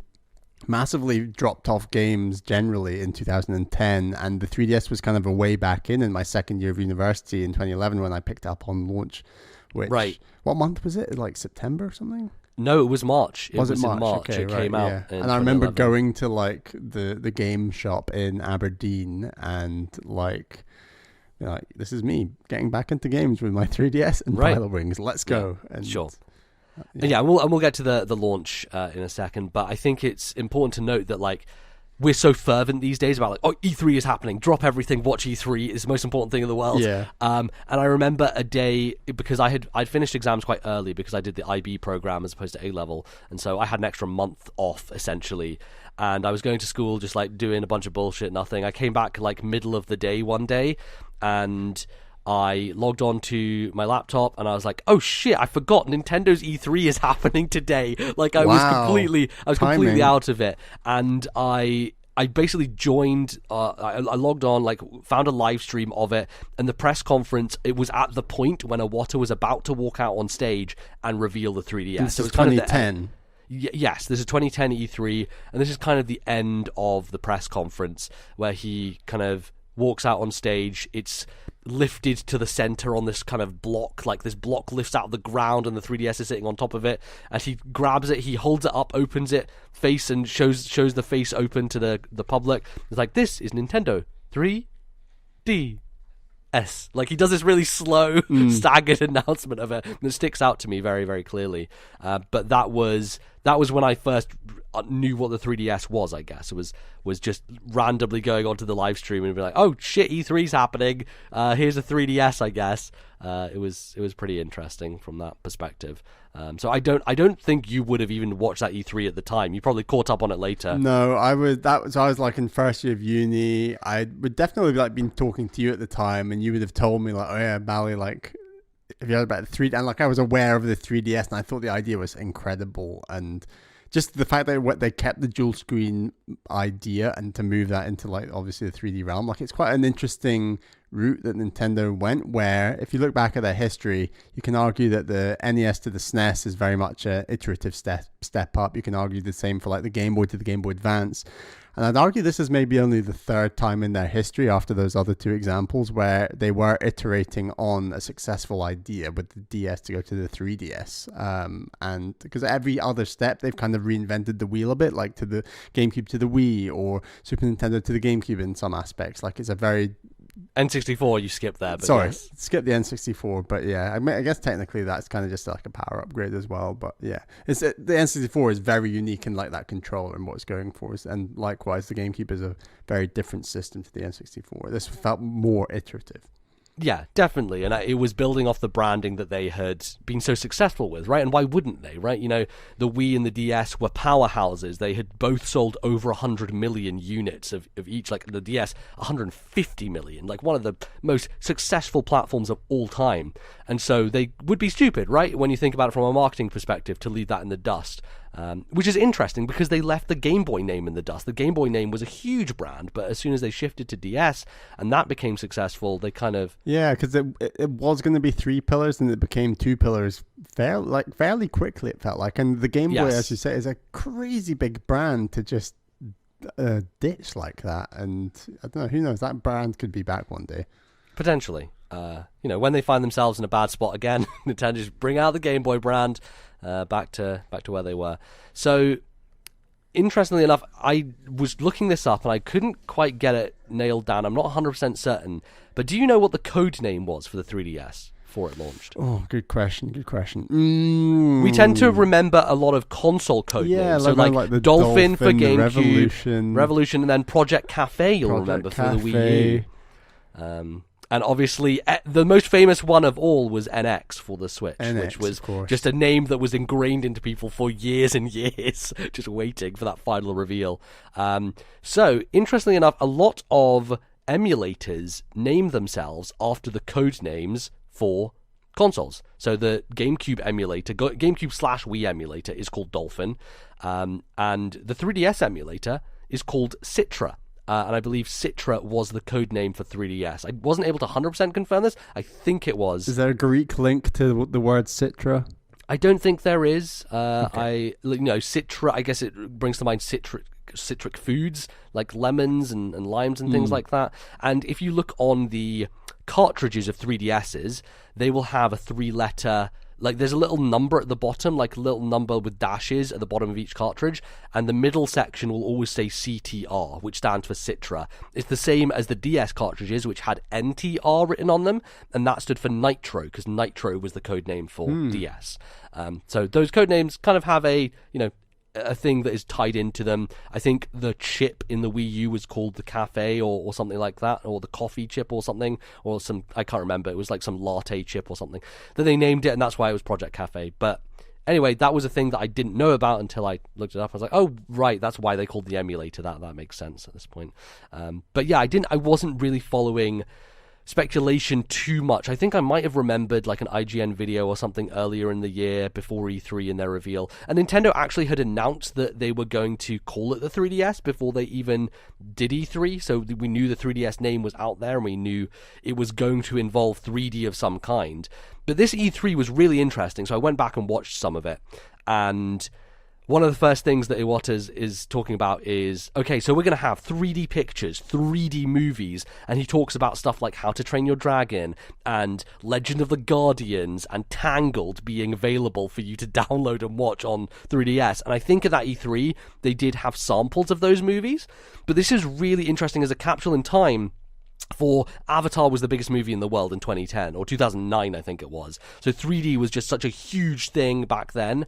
And the 3DS with its glasses-free technology was really trying to get in on that boom, and part of that was just putting movies on the system, which I don't think ever actually happened, right? Like, we got to launch and there was this promise that there would be, you could download movies and like get them from the eShop or whatever, but it never really materialized. And I just find that very interesting. I distinctly remember like they put out a few trailers for films at the time, but it was only ever trailers. Yes. So I remember having like a Green Lantern trailer. The who's that big actor who was the original? Ryan Reynolds slash something. Ryan something. I don't remember which Ryan it is. I think Ryan Reynolds, in the original Green Lantern film that was not very good. But I remember having the trailer on my 3DS and I just kept it for like years and years. Eventually got like rid of it, but like that was kind of what that's the only time that like films were on the 3DS to my knowledge. It was just like these little trailers and things. Yeah, and it was interesting as well because they were pushing the photos, 3D pictures you could take. So there were 2 cameras on it instead of 1. And I remember so much just like going around the house taking pictures of random things and trying to, get the 3D to push out as much as possible. Really neat idea like that. And it was a neat idea. Like, there's still not really many devices that are that mainstream that you can take 3D pictures on that essentially is just overlapping 2 different images to create that effect. Like, it's a really neat little thing. So like in total it did have 3 cameras on it, which was kind of insane in a way. Yeah, and the problem is that the resolution was so bad. It was such a low resolution that just looking at them on the 3DS was fine, but you put them on the computer or whatever, and they were just the blurriest messes. Was that a time when the resolution on phones had already reached a stage where they were really ramping up, like just 1-to-1 with other like TVs and other screens, whereas this was very much behind. Absolutely. Another interesting tidbit, Iwata calls it the slide pad, not the circle pad. That's a thing that they would eventually change before launch, is they would change the name to the circle pad. Here's a question for you, Bally. Okay. What was the first game ever shown for the Nintendo 3DS during this E3? I'll give you 3 guesses. Was it Nintendogs? It was not Nintendogs, no. Nintendogs was shown at this E3, but it wasn't Nintendogs. The first game shown. The first game. Iwata is like, now let's show you this video game. This is what 3DS will look like. Here you go. And maybe Pilot Wings? No, it was not Pilot Wings. One more guess. Okay. Something that shows off the 3D. I guess, as much as you can show off 3D without 3D True, on a but good point. live stream. And this was a game that came out. Yes, it was, yeah. Can you give me a clue when the game came out? The game did not release until 2012, I believe. Okay. So it was the first game. It was kind of like Dragon Quest with Switch, where it's like, Dragon Quest will come to the NX, and then we only got it last year on Switch. Was it 3D Land? It was not. Okay. 3D Land was actually shown at GDC, I think earlier in 2011, but 2010, the first ever game shown for the Nintendo 3DS was Kid Icarus Uprising. Wow. A game which was very impressive. I remember at the time watching that and being like, holy shit, this is what the 3DS graphics are going to be capable of, because it showed a lot of sequences, flying through the air, being on the ground, fighting enemies, stuff like that. But there's this one moment in the trailer where there are these lasers firing at Pit, and he's like dodging through them and like sliding around, and the lasers look like they're coming at the screen. Obviously on a live stream you're not going to be able to get that, but that sense of depth and what the promise of 3D was on the 3DS was pretty cool. So that's a pretty great trailer. It shows what Kid Icarus pretty much ended up being. So that was that, and it was interesting because there had been so many years of speculation. Like, the Nintendo editors at IGN had constantly been like, oh yeah, there's a Kid Icarus game in development for Wii and stuff like that. So there are all these rumors floating around, and finally, I mean, ever since like Pit was put in Brawl, right, everyone was like, oh, they're going to make another game. Absolutely. And Sakurai was the one to do it, and he made Kid Icarus Uprising. And so yeah, that was the first one shown. They also announced Street Pass. They compare it to Nintendogs and are like, hey, you remember in Nintendogs Bark mode? Well, this will be the entire system, and you don't need to be playing a specific game for it to work. And then Iwata also talks about Spot Pass and how it will download rankings and things to your system. And I'm like, this never happened. That was leaderboards through Spot Pass. I don't think that ever happened. But it's one of those promises you look back on and is funny because it never really materialized. And then he makes a big point here. He says, no need to pay a monthly fee. So very much stand in the ground of like, we will not charge you for online, which is interesting to look at from today's perspective when Nintendo has obviously changed their tune on that type of thing. There's still no monthly fee, really. Well, you can, I think, technically pay a monthly fee for Nintendo Online, but it's more expensive, and why would you do that? It's kind of stupid. They also said that this was going to be the biggest launch support ever from third parties, which I think we look back on it and we're like, there's a lot of ports in that launch lineup, right? You know, you had obviously Street Fighter, you had Dead or Alive, there was a FIFA game, there was... Asphalt 3D. Yeah, Ridge Racer, I think, as well. Like a bunch of racing games on there. And some of the highlights I picked out from the slides were Ubisoft, EA, Take-Two, Warner Brothers, and THQ. Like all these Western companies that really did not support the 3DS at all. One of the funniest moments is they show a slide for THQ with Saints Row. And it gets a laugh from the audience. I think the audience were just kind of mocking THQ even at that point in time, which is it's pretty rough. But there was never a Saints Row game on 3DS. It's very funny. You're like, oh yeah, Saints Row, that's coming to 3DS. Like, nope, that didn't happen. WB said they would bring a Batman game, which actually did happen because there was the Batman Arkham Origins Blackgate 2D Metroid game, which I played on Vita, but which did come out on 3DS. And apparently Ubisoft were going to put an Assassin's Creed game on 3DS as well. That didn't happen either. So it's very funny to like... And you look at Wii U as well, and like the promises Nintendo made with third parties that just never actually happened. Interestingly enough, there's Metal Gear. Big cheer for Konami with Metal Gear when that gets announced. But that ended up being a port of Metal Gear Solid 3. And really, during this entire presentation, there were only 2 first-party games announced. So one of them was Kid Icarus Uprising, and the other one was Nintendogs plus Cats, which we didn't get really any footage of. They just kind of show a logo, and they do a reveal of like, it's Nintendogs, and they do plus Cats. So yeah, it was a really interesting conference to go back and look at in terms of the historical perspective on 3DS, because really, just like most of Nintendo's handheld systems, it never got a big push from Western third parties.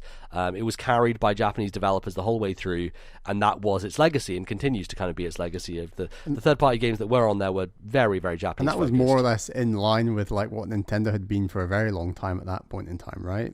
Yeah, absolutely. Yeah. They obviously tried to push the fact that they were going to get a lot more, but it didn't end up happening. And of course, the conference ends with a bunch of women walking out with 3DSs attached to them. Of course. So that the journalists could play those 3DSs without them being stolen. How else are they going to play it? You know, no, exactly. How else are you going to get them out there? Well, you know, I don't know.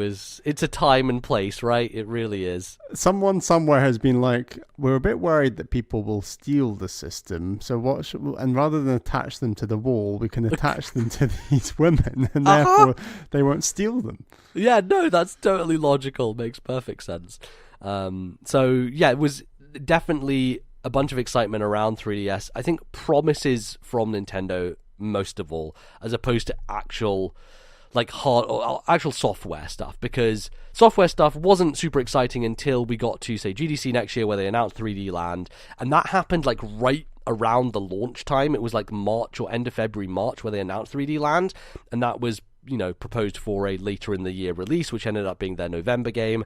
And then obviously they had Mario Kart 7 announced for December of that year. So, you know, the launch was pretty rough, and before the launch, I got to try the 3DS. So I actually went to a preview thing in Edinburgh. They had this tent set up in one of the squares. I can't remember which square. St. Andrews Square, maybe it was. And it was a kind of small tent, but they had a bunch of demos in there.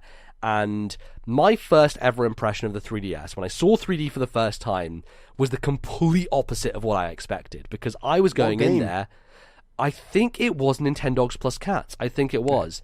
And the expectation versus the reality was so different, because my expectation was it's going to pop out of your face. It's going to be like jumping through the screen, like it's going to be, you know, traditional 3D movie things where it's like, oh no, I'm going to get hit by a arrow that shoots out the screen at my eye.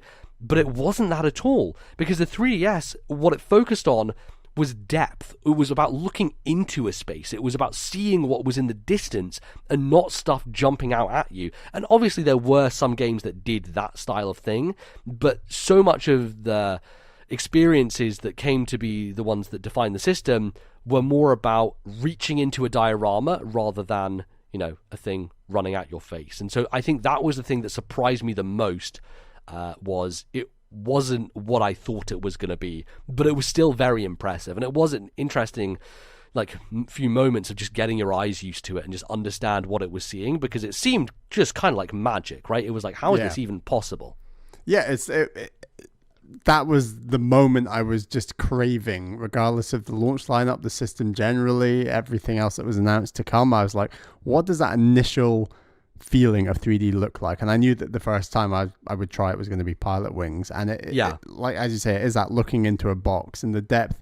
Like, I've not played Nintendogs on 3DS, but like I can imagine that kind of like room setting being quite suited to the idea of like looking into a box, obviously. And then Pilot Wings, we've said before in the show, but like of all the 3DS games, it's the one that kind of exaggerates the depth the most, maybe, where it is beyond just like looking into a room or a box. It's like that, just a gargantuan box, like the whole of Woohoo Island almost, like, especially when you're kind of higher up in the sky. And that initial feeling I felt was just ridiculous. And like getting flatmates to try it out at the time and stuff, and they were just like, whoa. I think they were aware of like 3DS and were dying to like give it a go, I guess. But like I was just completely blown away by that effect initially. Yeah, it was very, very mind-blowing, and I played some other games. So like I played some MGS3. I think I tried FIFA a little bit, and yeah, it was just constantly something slightly different with how they were making it work. Some more impressive than others, obviously.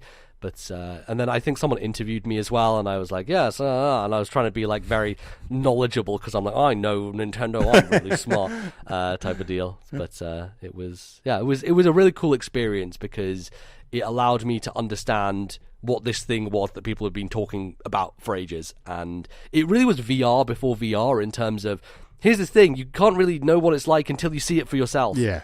So that was pretty great. So then launch day came, and Nintendo, this was probably one of their bigger blunders in recent years, was the price point of the 3DS. They priced this system at $250. And in the UK, I literally went back the other day to check, to do a bit of comparison. On Amazon, my dad's old Amazon account, I went through the archives, and I paid £187 on launch day for my 3DS, which seems quite a lot considering. I want to say I might have even paid like 210 or something from like retail store. I think you got it from Game, didn't you? Yeah, you were still going to Game in Aberdeen at the time. And yeah, it was a lot of money. And I picked up that with Pilot Wings on launch. I think it was just, I didn't get more than one game. And no, I got Pilot Wings as well, and it wasn't, for me, it wasn't the type of game I really wanted to play, but it was really the only good one out there of the lineup. There was something new. I think Nintendogs would have been good. It's just we were quite not burned on Nintendogs, but we had totally done it and been there with the DS. Totally, yes. There wasn't a ton of new stuff that was apparent with that game. To this day, we've not played it. I'd love to go back and play it at some point. Yeah, but like, for sure. It's, Pilot Wings was the one. And like when you look back on it, like in terms of first party at a launch, Pilot Wings and Nintendogs is not quite, Breath of the Wild, Mario 64. Oh, of course not. No, it was a really weak launch lineup, and a lot of the things that were being put out were ports from other systems, older games. Like Street Fighter 4 was a launch game, and I was like, why? Like, this is an old game at this point in time. Like, it's a novelty to have this fighting game on the system, but it's also not the best system to play that type of game on either. So it was a bit weird, which kind of meant that a lot of the other features that came out the box were a bit of the focus. So that's why I was taking photos with the 3D camera. It's why I did a bunch of the AR games. Do you remember? Games, yeah. They had a bunch of different AR cards, and one of the AR cards was like, you can pop up a 3D Mario or 3D Samus, and they would just like sit there and you could take pictures with them. But there were other ones that were actual games where it would like, it's like this little box.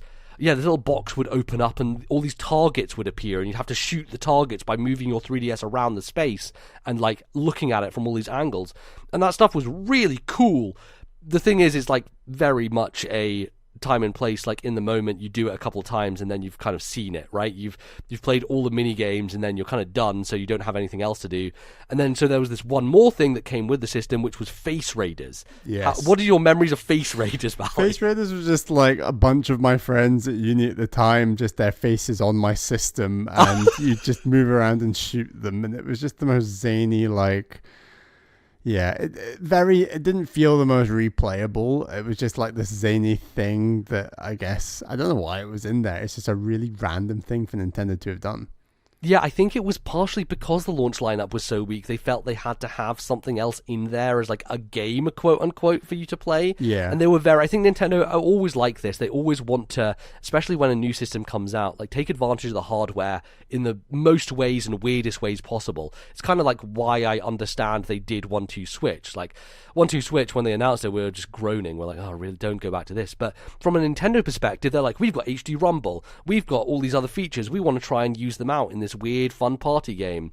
And so the 3DS got through that by using all of its weird features in these other things they'd added as you bought the system. So yeah, Face Raiders, a weird like shooter that you would take a picture of your face and then a bunch of those faces would appear on screen like aliens invading, and you just shoot them down, and there were multiple levels.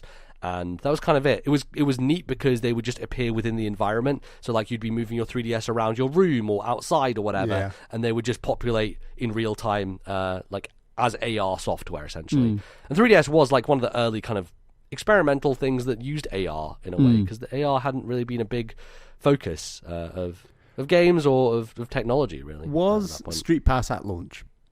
I believe Street Pass was at launch, yeah. It just was quite ineffective at launch as a result of not many people picking up the system at launch, especially in Aberdeen or Glasgow. Sure. And I think I was actually at St Andrews when 3DS came out. So yeah, it was even smaller, even worse, which is interesting because eventually, you know, when the 3DS gained momentum, there was a period of time, a couple of years, where Street Pass was just like fucking going for it, right? But at launch, this really cool idea didn't really work because there weren't enough people buying the system. So it was just like each other with Street Pass with it on occasion, yes. You know, right? Holidays and things.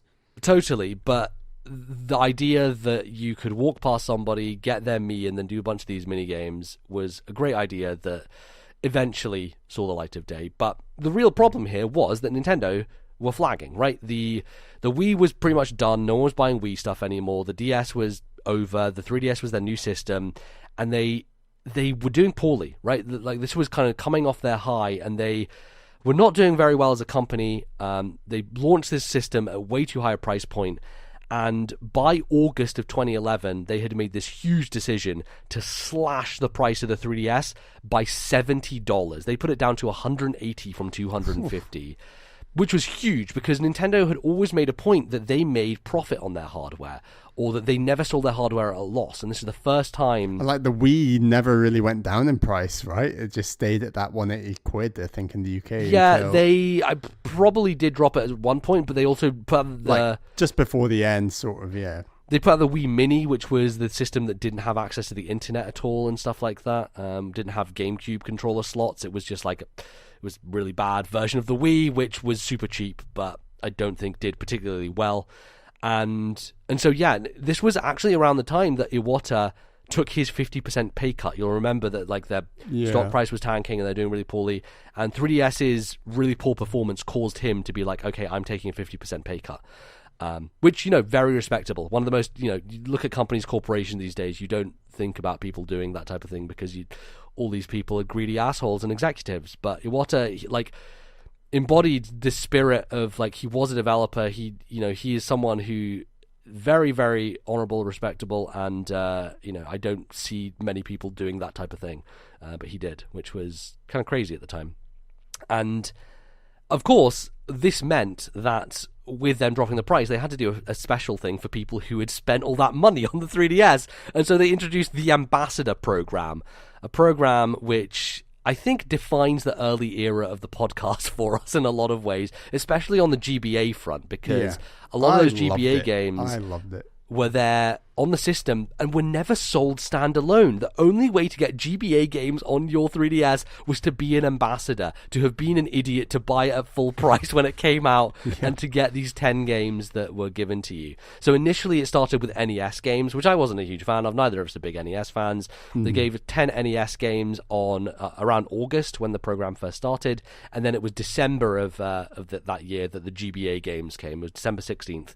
They put 10 GBA games out, including some of my all-time favorite GBA games, Fire Emblem Sacred Stones and Metroid Fusion. So I was very happy. I just picked up Metroid Fusion straight away. They even cut Advance Wars out of that list, for God's sake.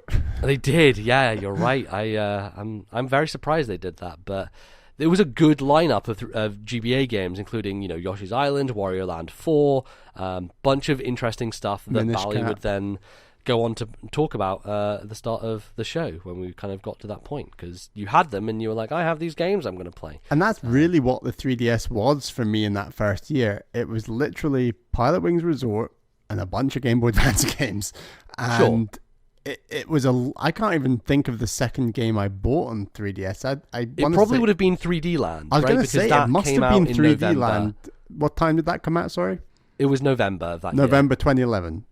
Yes. Okay, so that just those almost not a year, but like most of 3/4 of a year, it was just Pilot Wings Resort and Game Boy Advance games, and totally. That was very strange at the time. Yeah, I'm kind of remembering now why I bought Ocarina of Time. It's because there was nothing else on the system, and so Ocarina of Time came out in the summer. I think it was June or July, the 3D version. So I'm pretty surprised I didn't pick up Ocarina of Time. Actually, it would have been a good thing to play in that gap. Totally. But so I had obviously Pilot Wings at launch, and I got Ocarina, and then did you the end of the year at the time, Ocarina? No, I got to like where I usually get, which is that's what we Dungeon normally 3. Did with games back then. Just totally, yeah. I got to Dungeon 3. I think I got to the point of the time skip and then put it down probably. But essentially, the end of the year was two bangers because it was 3D Land, and then in December they put out Mario Kart 7 in December of that year, which was really weird. It's not the time that you usually think to launch a Mario Kart, that right? would have been my one of the third big franchises. So it was a strong end to the year, but yeah, for that like 9 months or whatever, from March to December, it was pretty slim pickings. I believe Star Fox 64 3D also came out in that period of time, or maybe it was the year after. It potentially came out that year as well. I think it probably did, because we had, Ocarina and Star Fox were kind of holding the system as these remakes from the 64 era that was a little bit strange, that was the thing that was kind of holding them all the way through.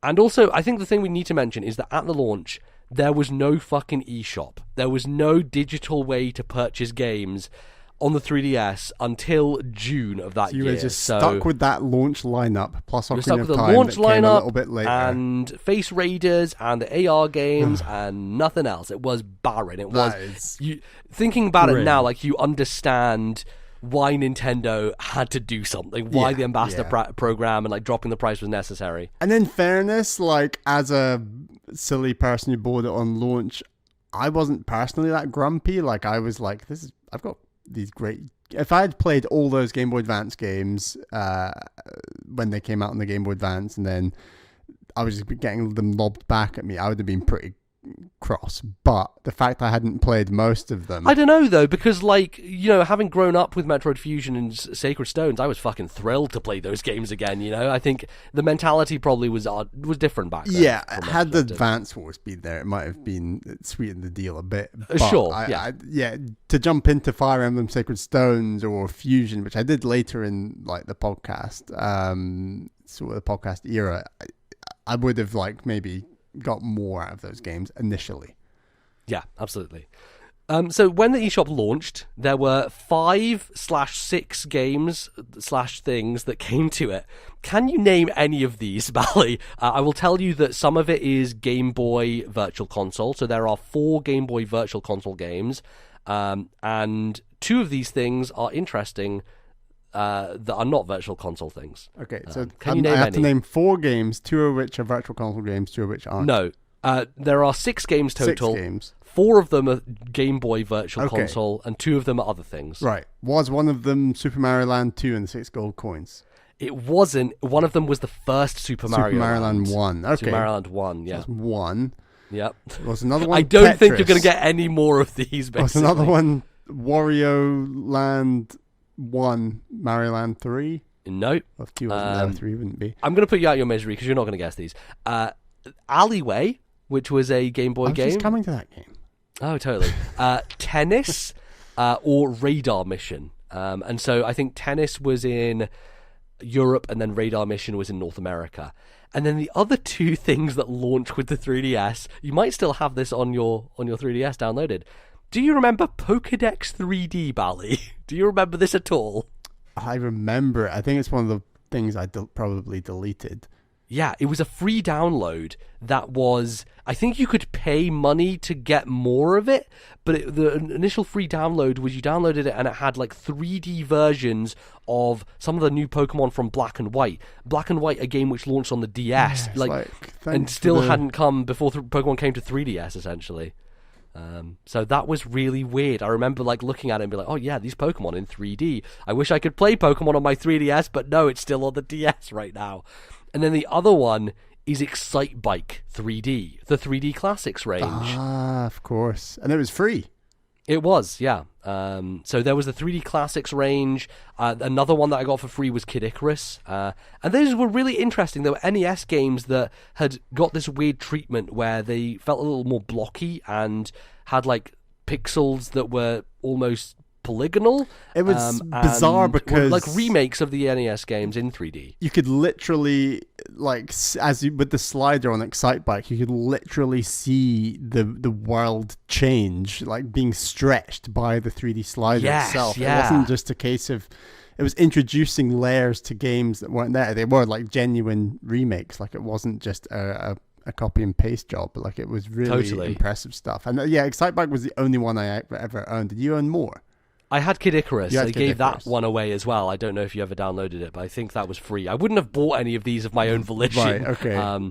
Because I think a lot of them were the types of games we didn't really care that much about. And I have played a bunch of Kid Icarus. That game is very difficult and not super fun. But it was interesting to go back to regardless, especially with that version that just looked a lot better and was an interesting take on it, essentially.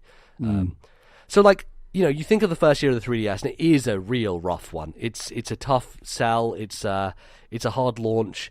But E3 was pretty good. E3 had a bunch of games that promised a future. E3 2011. 2011. That was pretty solid. So at E3 2011, they announced Animal Crossing. They announced Mario Kart 7. They announced Paper Mario. They talk about Star Fox 3D. I don't know if it was announced there or if it was announced before, but they talk about it. And it was Grezzo, wasn't it? Star Fox 64, just like Ocarina, right? I don't know if it was Grezzo. I think Grezzo did. Let me have a quick check. They did a different. Because both these games came out at the same time, so I doubt Grezzo would have worked on Star Fox as well as Ocarina, because I think Grezzo then went on to do Majora after Ocarina. Although they may have had a hand in Wind Waker HD or something, or even Twilight Princess. Yeah, they worked on Ocarina of Time 3D. They worked on Street Pass Garden.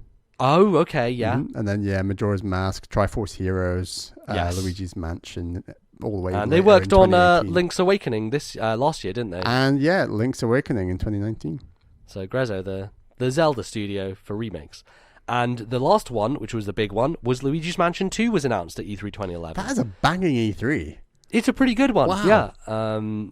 So, like, not a lot was shown for these. I remember it being, like, they had this kind of screen where they would, like, flash the images of, like, these new games, and then we wouldn't actually see anything of them, but it would be, like, Mario Kart 7, then Luigi's Mansion 2, then Animal Crossing, and Paper Mario, and it was a good, like, bang, bang, bang of hey, games are coming to 3DS, please be patient, they will be there. And obviously they would have shown off 3D Land at that E3 as well. If you got that big price cut, and then games like Mario Kart 7, Animal Crossing, and like Luigi's Mansion 2 are coming, like that is a great time to pick up the system. Totally. It gave promise for the future, which is kind of what people were looking for.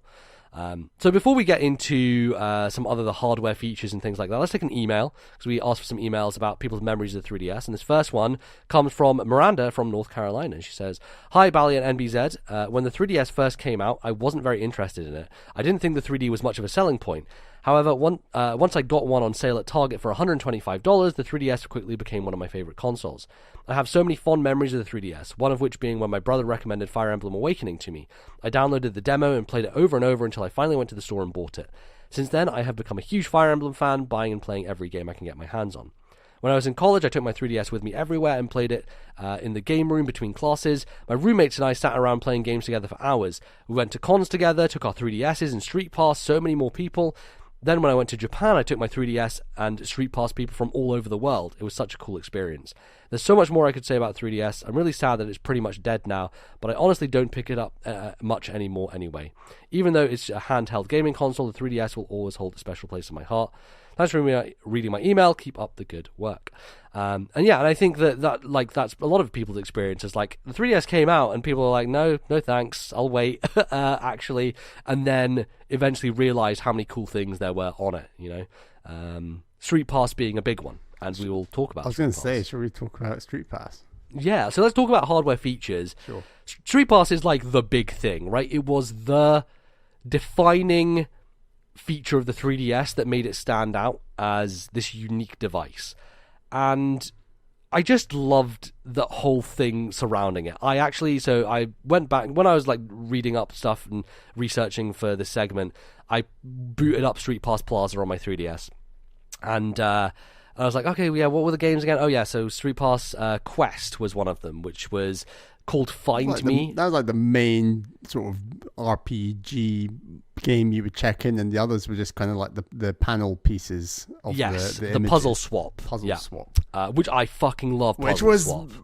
I think we both preferred to the RPG mode generally, just because they both had their benefits, right? The cool thing about Puzzle Swap was that you could get these 3D dioramas of these games, and one of them that I looked at today was the Skyward Sword one. I'm like, holy shit, this looks amazing! Yeah. This looks better than Skyward Sword looks on Wii, for God's sake. Yeah. The 3D, it's a loft wing and Link flying the loft wing and Zelda in the background, and there was always like a crispness to the visuals in 3D. Like when you sort of squash the two images on top of each other with your 3D off on the 3DS, a lot of the images looked more blurry and weren't as defined, and it was only once you kind of stretch them into 3D that there's like a real crispness that comes. Yeah, 100%. And, there was an early one, which was like Link and Samus and all those early ones they had. And then they got really creative and weird with them. And one of them is now like a Kirby level that DDD is like bouncing through, and you like follow him all the way through. They got really complicated. And I have 1,500 and something puzzle pieces out of a total possible 1,600 and something. So I pretty much almost have everything on there. And when I booted it up, I was like, oh shit, there's somebody in my plaza, and it was you, because I hadn't finished from last time. So I took you through the Street Pass Quest mode, and I was on like the final boss again, like my fourth time through it or whatever, and I was able to kill one of those and get to the very final boss, the big ghost guy, and it was interesting because you could use the sword to attack, or you could do magic, and there were certain enemies which you had to have a certain color shirt, because the magic was based on the color of your shirt, and you wouldn't be able to get past it otherwise. So like you had to recruit using your play coins. Another thing we haven't talked about, the 3DS is like a pedometer, and so if you walked around with it, you would get play coins every day up to a maximum of 10. Which is just a really great idea to encourage people to walk around with their 3DSs, and in turn they will get more Street Passes as a result. It's just like Nintendo dangling that carrot. Like, you might not want a Street Pass necessarily, but you're going to need these coins for things if you don't do Street Passes. And so the benefit of that mini game was also you got hats, and so you could give me different hats to wear, and they would be really cool ones and ridiculous ones that you would wander about with, and every time you encountered somebody and they entered your plaza, they would have a greeting message as well as a hat they were wearing, and it was always cool to be like, oh shit, that person has this hat, oh I really want that, and you'd keep wanting to go through and find all the treasure as you completed your quest. But so after I did all that with you, I went back in the plaza, there was another person. I was like, what the fuck, how's there another person here? and it was Masuda from the Pokemon Company, who was playing Pokemon Gold. And I was like, oh, they must have done this when Pokemon Gold launched on 3DS Virtual Console. They must have sent him... Yeah, they must have sent him to everyone's 3DSs. And I was like, okay, cool. Like, he's really powerful. He's like level 5 or 6 in the quest mode. And then I go into Puzzle Swap, and I'm like, let's choose like this random one that I've never seen before. And it was Devilish Brain Training. And I was like, yeah, I'll choose a purple piece, because the meta game of the Puzzle Swap was you always choose purple pieces or pink pieces from people you came across, because you couldn't get those any other way. The only way to get pink pieces was to get it from another person, but you could use play coins to unlock regular pieces. So I was like, oh, I'll take this purple piece.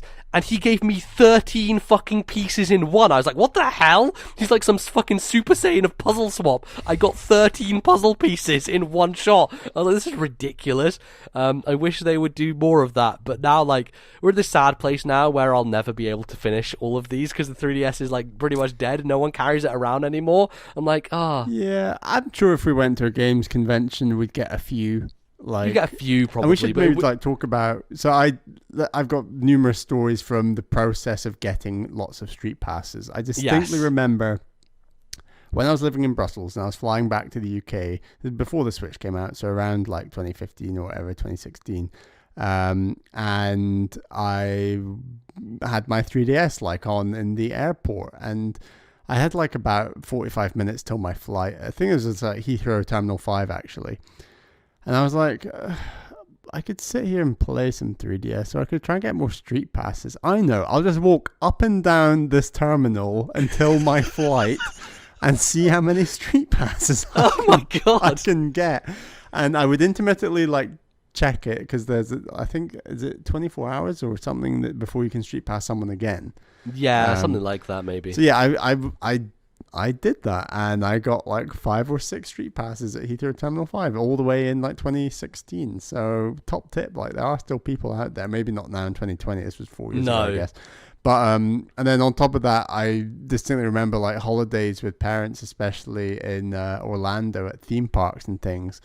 And you know, when you're strategizing about what you're going to bring to a theme park and what you're not going to bring, traditionally I never brought like electronics, game systems or anything to theme parks. It was just too much effort to like worry about the security, like the weight of who's going to carry it, do what, who's going on what ride. But with the 3DS, I was like, I've got to bring it. I've got to, like, this is an optimum street pass opportunity. So it went in my pocket, it went in my mom's handbag, it went in my dad's jacket pocket, and like I insisted like we had to bring the 3DS to street pass. And this was obviously the original 3DS at the time, so it's much easier. And I think this might have been around 2011 in the first year, because you were one of the first people who were like, oh shit, I actually found a place where you can get loads of street passes, and there are lots of people who have them. Yeah, and I remember telling you, and you're like, whoa, yeah. And then, yeah, it wasn't until, was it 2015 or 2016 we went to Gamescom together? 2016 was Gamescom, yeah. I remember Gamescom just like non-fucking stop. Just like you couldn't keep up with it because it was just endless people just... See, we wouldn't have had the time to play Smash Brothers even if I had brought it. Right, because we were just clearing out our Street Pass queue constantly. Yeah. Absolutely. That was probably the best street passing I've ever had. We also got like a mini version of that when we went to the Zelda concert in London. There were quite a few. Obviously, it's a Zelda concert. There's going to be a lot of Nintendo fans there with 3DSs. Was that was that 2015? Maybe 2014. I can't quite remember. One of the two. But that was a good opportunity. And I think maybe when we went to Hyper Japan as well, we might have got some there.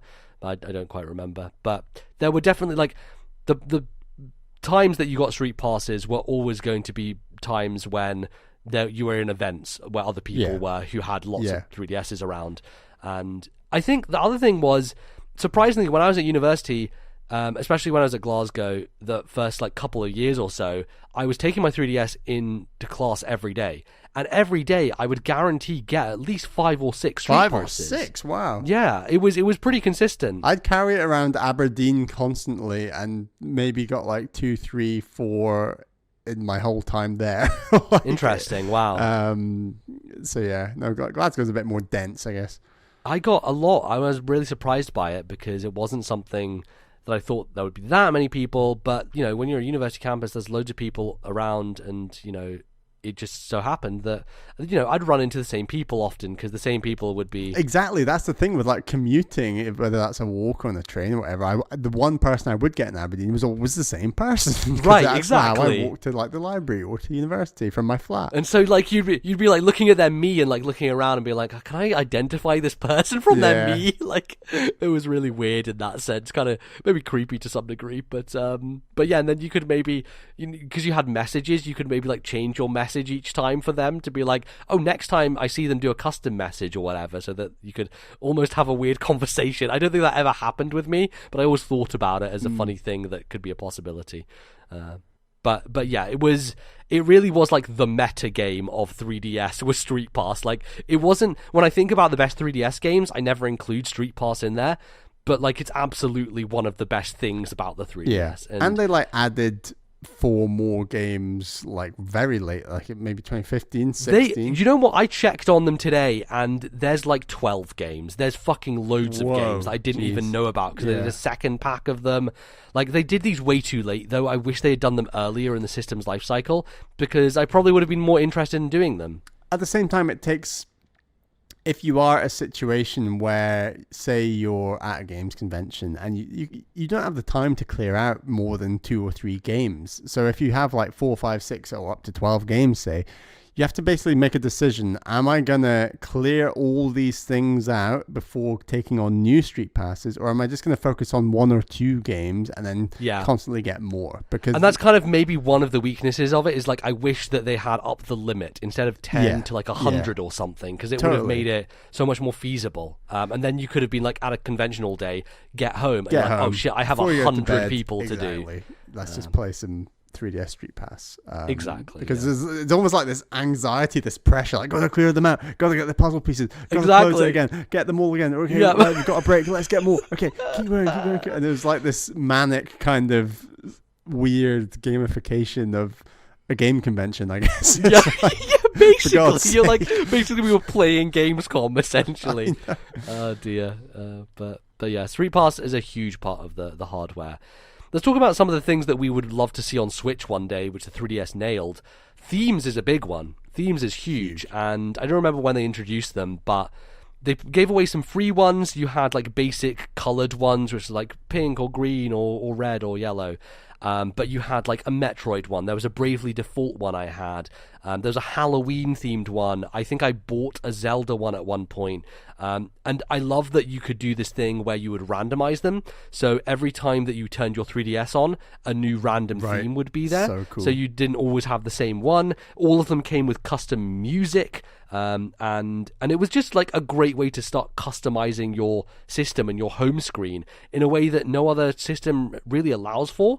And you take that in tandem with Badge Arcade, one of the fucking best things that was added to the system, where every day you would get a free play on the Badge Arcade. You'd go in, you'd use like the claw machine to grab an icon and then drop it, and then you would be able to get it. I never actually paid for any plays in Badge Arcade. I always just would do it every day and log on and just do my free option. But, it was a great thing that got me loads of little icons, and so I would categorize my folders by being like, okay, here's the Game Boy icon onto this folder, so cool. Which means these are all my Game Boy games. Oh, so good. It was amazing. It was such a good, like, and the NES one as well, like a NES cartridge I used for one of them. Yeah, and, so cool. And yeah, it was cool because some of them took the place of actual apps as well. So my eShop icon is Tom Nook standing there with an eShop bag next to him, essentially. So it's not just the regular eShop icon, it's just a Tom Nook version of it. And there was like, the Animal Crossing ones are in this week, we better get them. And like I got like Zelda themed ones, and so cool. And it was also like games were like, so when I got Fire Emblem Fates Birthright at the time, I got the digital version of that game, and as a result, I got the free theme. So it's just like these little bonuses, like, get this game, you get the free theme. And like at the moment, Sony have given out like a free Last of Us 2 theme on the PlayStation. It's just like, it's a really simple promotional thing you can do to build a bit of hype before a game coming out that like lots of fans and people will really like. And it is just that added, especially with the Badge Arcade. It's that every single 3DS will look unique as a result. And like, I've got a folder for like my Game Boy games, the games I still have to play, my indie games, the more like AAA Nintendo games, the first party games, and like just having these folders and organizing it all. And you know, it's just on top of that, we've not even mentioned the activity log. I'm sure we'll get to that, but like these things just add such a customizability that everyone's Switch looks the same. On top of the fact, well, either you choose the light theme or the dark theme. That's it. And if like the majority of Switch owners probably own like maybe 4 or 5 games, and those games are probably going to be the same games, like Smash Ultimate, Mario Kart, Breath of the Wild. And like Nintendo would make so much fucking money from this shit. I don't understand it. Like the customization, people customizing their Switches and like having them with different logos, and if there are people who are going to spend money on a thing like Badge Arcade, I think history has proven that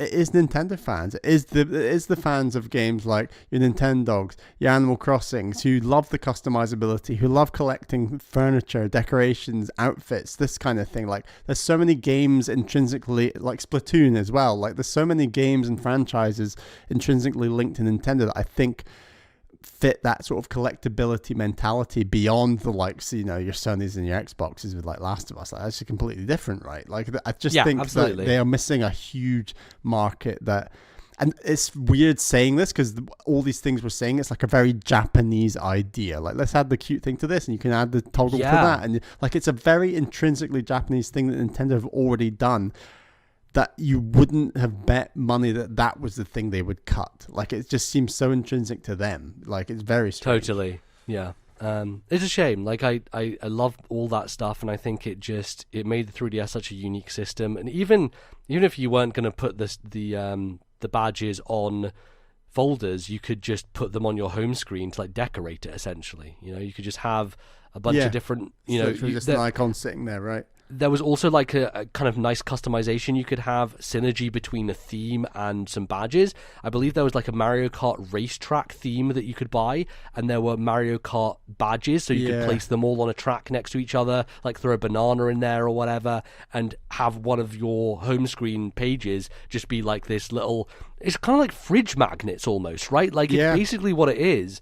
And people love fridge magnets and like customizing what that looks like. So it's kind of just that thing brought to a digital version, which was amazing. So obviously folders are great, and they haven't done them, and they need to. And then ultimately, let's talk about the activity log, which is like God's gift to man. Like seriously, the greatest invention that Nintendo has ever created is the 3DS activity log. It's good. A thing that is so fucking good, it tracks the amount of time you spend on the activity log itself. That's how good it is. And it tracks it to the minute. You know exactly how much time you spend. The number of times you've accessed it. The number of times you've booted it up. Rankings of all these... rankings of like average playtime, most playtime, most times accessed. Graphs showing how many hours you played in a week, how many hours you played in a month, how many hours you played in a year. What was the most played game? It's lobbed in the pedometer to those stats as well. You can look at graphs of all that information as well. Like it's top notch. It's just a fucking, it's so amazing. And I know this is stupid, and like this is the thing that Bal and I talk about all the time, but we're so obsessed with like the amount of time we spend playing games and like what hour counts we have and things like that. And I don't know why that is. And you know, we're talking about how like no other form of media gets this from you. It's like, we like managing our time. It's the best way to manage that time. We're ultimately wanting to play almost as many games as we can in a given year, and knowing how long games are, how long they take to beat, and factoring that into our lives in whatever method we like. It fits into that really nicely.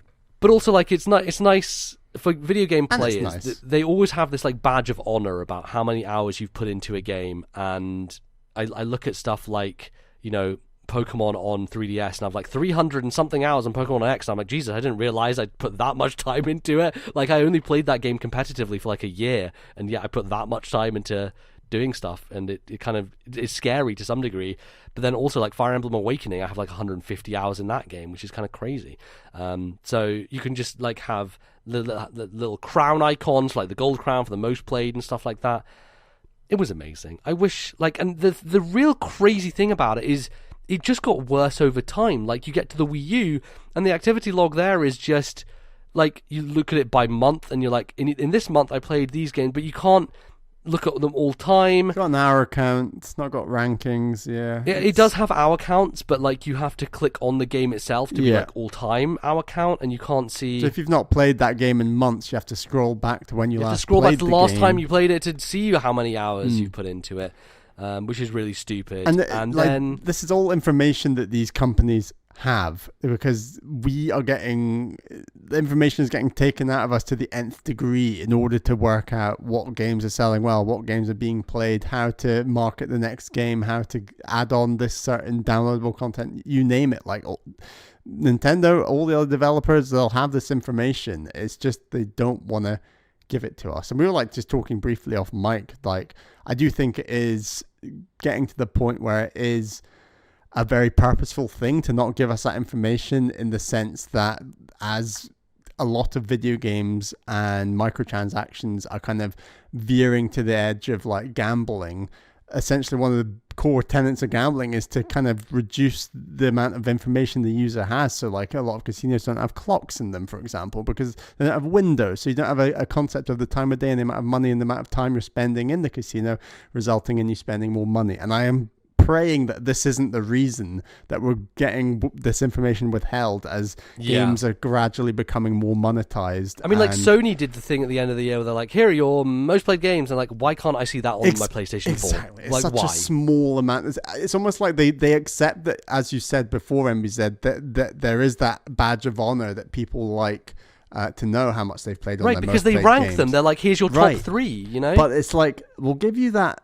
satisfaction of knowing you get your badge of honor, but we're not giving you the breakdown, because that might freak you out to the point where you'll stop spending as much money as you currently are. Like, I'm terrified there's really dark things going on, perhaps, with gameplay time and monetizing it, and companies having that information but not giving the user that information. I do think that is concerning in the long term, and I don't think Nintendo's necessarily part of that conversation as much as maybe other developers are, but it's not a great trend. Nintendo do show your almost hour count on Switch, but it's like to every 5 hours past a certain point, and that's just not... It's not what I want. Like, I want specific. And you get that ranking, so you kind of have the badge of honor that, Breath of the Wild is my most played game on Switch out of all my Switch games. But like we were saying before, it's not that breakdown that we would just love, you know. Yeah, absolutely.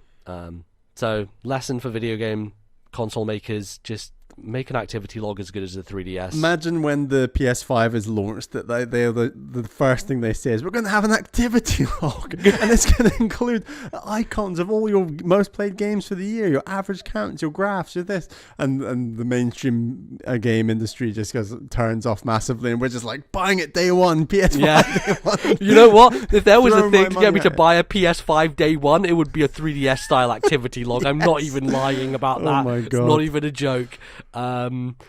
Great. So then the last little app I want to talk about is one that got murdered, man. Yes. Do you remember SwapNote? Yes. Who out there remembers SwapNote? Because I mean, we didn't use it a ton, but it was quirky for a few days. It was. Quirky things Nintendo have done in the past. It's up there. It was kind of like, what if PictoChat but online in some senses? Yeah. Because you could like make these little notes, and the real cool thing about it was when you sent it to someone, you would see them draw it in real time. So you would watch them how they drew it, and it would like show on the screen from the beginning, which was really cool. And I thought it was just a neat idea generally. But again, like, it was one of those things I did for a week or so and then never opened again. It just had a uniqueness to it, but then obviously situations where people were sending real bad shit to other people and pedophiles online. Then you wonder, like, how did those people become friends on the systems in the first place? Like, it's kind of concerning. And it was weird. So Nintendo's solution to that was just to fucking kill the app completely, which I don't know that's the right solution, but that's what they did. And I just want to quickly bring this up. We're asking for, memories of the 3DS, and we're like, email us. And then we got actually a response on Twitter from Carl on Twitter, who said his memory of the 3DS was buying a second-hand 3DS from Game to find the memory card was full of homemade 3D porn pics, which is just like, wow. I need the story on that. I need to know what happened there. When you get a 3D camera, it's like, you know what we got to do with this? Make some 3D porn pics, I can't imagine that. Wow. Fucking getting a 3DS home and having that on it. That's incredible. I think that proves how rare kind of 3D taking technology was at the time, that someone would want to do that. Like, well, we're not going to get a 3D camera anywhere else. We might as well use the 3DS, It's so stupid. There you go. I mean, VR and porn and VR have kind of made a match now, and that is technically 3D. It's not quite grainy 3D. No, 2011 3DS porn, is it? Yeah. You not tried any VR porn I've on not the tried VR porn, on the I'm PSVR afraid. there, Bally? I feel like there are ways for you to do it on PlayStation. There probably are through the internet browser and such means, but there's a lot of like practical things I'd probably want to raise about VR porn, but maybe we won't go into that here. But it's just what? Yeah, I'm interested in and everyone always says porn always defines how industries move forward, and sure, I am interested in how that is linked to VR, I guess. Not that I'm dying to try it personally. No, I mean I'd like to just see what it's like. It's just more of a curiosity than anything. But yeah, but then also when it goes wrong, it probably goes really wrong. It's like, yes. Whoa, geez. People being stretched across the room, kind of weirdness, right? And, or giant people and stuff like that. Yeah, oh dear. So crazy. I'm sure they'll work it out. And then they basically brought SwapNote back, but as a different app, and it was called SwapDoodle, which I never checked out, but they did revise it to some degree. Let's talk about hardware iterations. Maybe before we do that, let's read out another email. Do you want to take the next email, Bally, from Jackpot? Sure. Hey guys, can't wait to hear your thoughts on the 3DS. For me, it is definitely one of my favorite game systems of all time. As someone that didn't own a Wii U, it was my only gateway into current Nintendo games for a number of years. I bought my first 3DS in late 2011. We just said that was the best time to get one. And later upgraded it to the new 3DS XL. Some of my favorite games on the system include, but are not limited to, Animal Crossing New Leaf, Fire Emblem Awakening, Mario Kart 7, and Phoenix Wright Dual Destinies. Let us take a moment to remember how great the themes and folders were, and let us pray that the Switch eventually catches up in that regard. Cheers, boys. Jackpot. Very good. Echoing our thoughts there. Let's just pray to the great Nintendo gods that folders and themes shall return on the Switch one day. We were actually doing the timeline for it, right? And it seems like themes happened around the time of where we are now with Switch comparative to 3DS. It doesn't feel like they're coming, does it? No, I mean hope is not lost, but hope is fading. Imagine fast. if it's a tentpole of the upcoming supposed Nintendo Direct, and they say, you know what? Yes, themes. Here we go. Themes, man, we love them. Okay, so Bally, I've got another little quick test for you. Here we go. There were 6 iterations of the 3DS hardware. Can you name all 6 with the correct names? For all 6 pieces. Correct names. This is a hard one. Right, okay, here we go. Of 3DS hardware. The standard Nintendo 3DS. So yes. I got the black one, you got the blue one. That's the standard one. I forgot you had a black one. I had a black one. I recall that the 3... We've always got different coloured launch things when we had the option. For whatever reason, I only thought... My memory just completely forgot the black one existed. I thought that blue was the only launch colour. Yeah, black and blue. It was a strange... Well, maybe not that strange, but yeah. So Switch, we both got different colours. I got the blue and pink. You got the grey. 3DS, we got different colours. Wii U, we got different colours. You got the black one, I got the white one. You had the basic bitch Wii U. Wii, we both got white. GameCube, I got the purple. You got the black. So yeah, we broke the trend that I got the boring black one. Yeah, interesting. So, yeah, there you go. Right, so that's one, the original Nintendo 3DS. So I got 5 more. Yes. Okay, the 3DS XL. Yes. I got how many more? 3 more. 4 more. 4 more. Okay, right. We've got the standard new 3DS. Yes, that's correct. The new 3DS XL. Yep. the 2DS, Yep. and then the name of the folding 2DS, I think, is going to be the hard one for me. Yes, that's a tricky one. I got it wrong. The new 2DS? You're so close. It's the new 2DS XL. Oh, it's an XL. Fair enough. It is, yeah. That's I mean, they call it an 6 of XL. them. I don't think it's that big, but it's the one that the top screen looks like an iPhone. Remember we talked about that? It's a really dumb-looking 3DS, and I don't like it. But Right. But yeah, there were 6 iterations of the hardware. The 3DS, the XL, the 2DS, the new 3DS, the new 3DS XL, and the new 2DS XL. What a wild fucking system full of names that made no goddamn sense. And I own 3 of those models. So I own the original, I own the 3DS XL, and I own the new 3DS XL. And I skipped the one in the middle. So I got the standard 3DS and then the new 3DS XL. Yeah. So that's definitely an interesting kind of... I think the interesting one for me was the 2DS. When they announced the 2DS, I didn't believe it was real. I was like, that's not a thing. Did you seriously just call the thing a 2DS and take out like the entire premise of the 3D from it?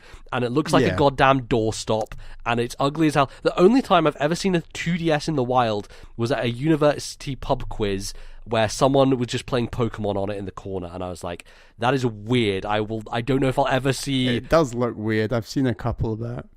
Yeah. I think we should say, though, that it's something we're probably in the minority compared to certainly the mainstream, if not even sort of more hardcore gamers, to use that horrendous phrase, is that we are pretty evangelical about like the 3D, like whether it's Fire Emblem, Link Between Worlds, Mario 3D, Pilot Wings, whatever. Like I play almost 100% of the time on the full 3D, and that 3D was only increased when I got like my new 3DS XL, and obviously it's got the head tracking. Yeah, the new 3DS XL is frankly like a little bit too much, I think. Like there's the maximum on it is intense as hell. Yeah, especially on a game like Pilot Wings where it already feels turned up to 11.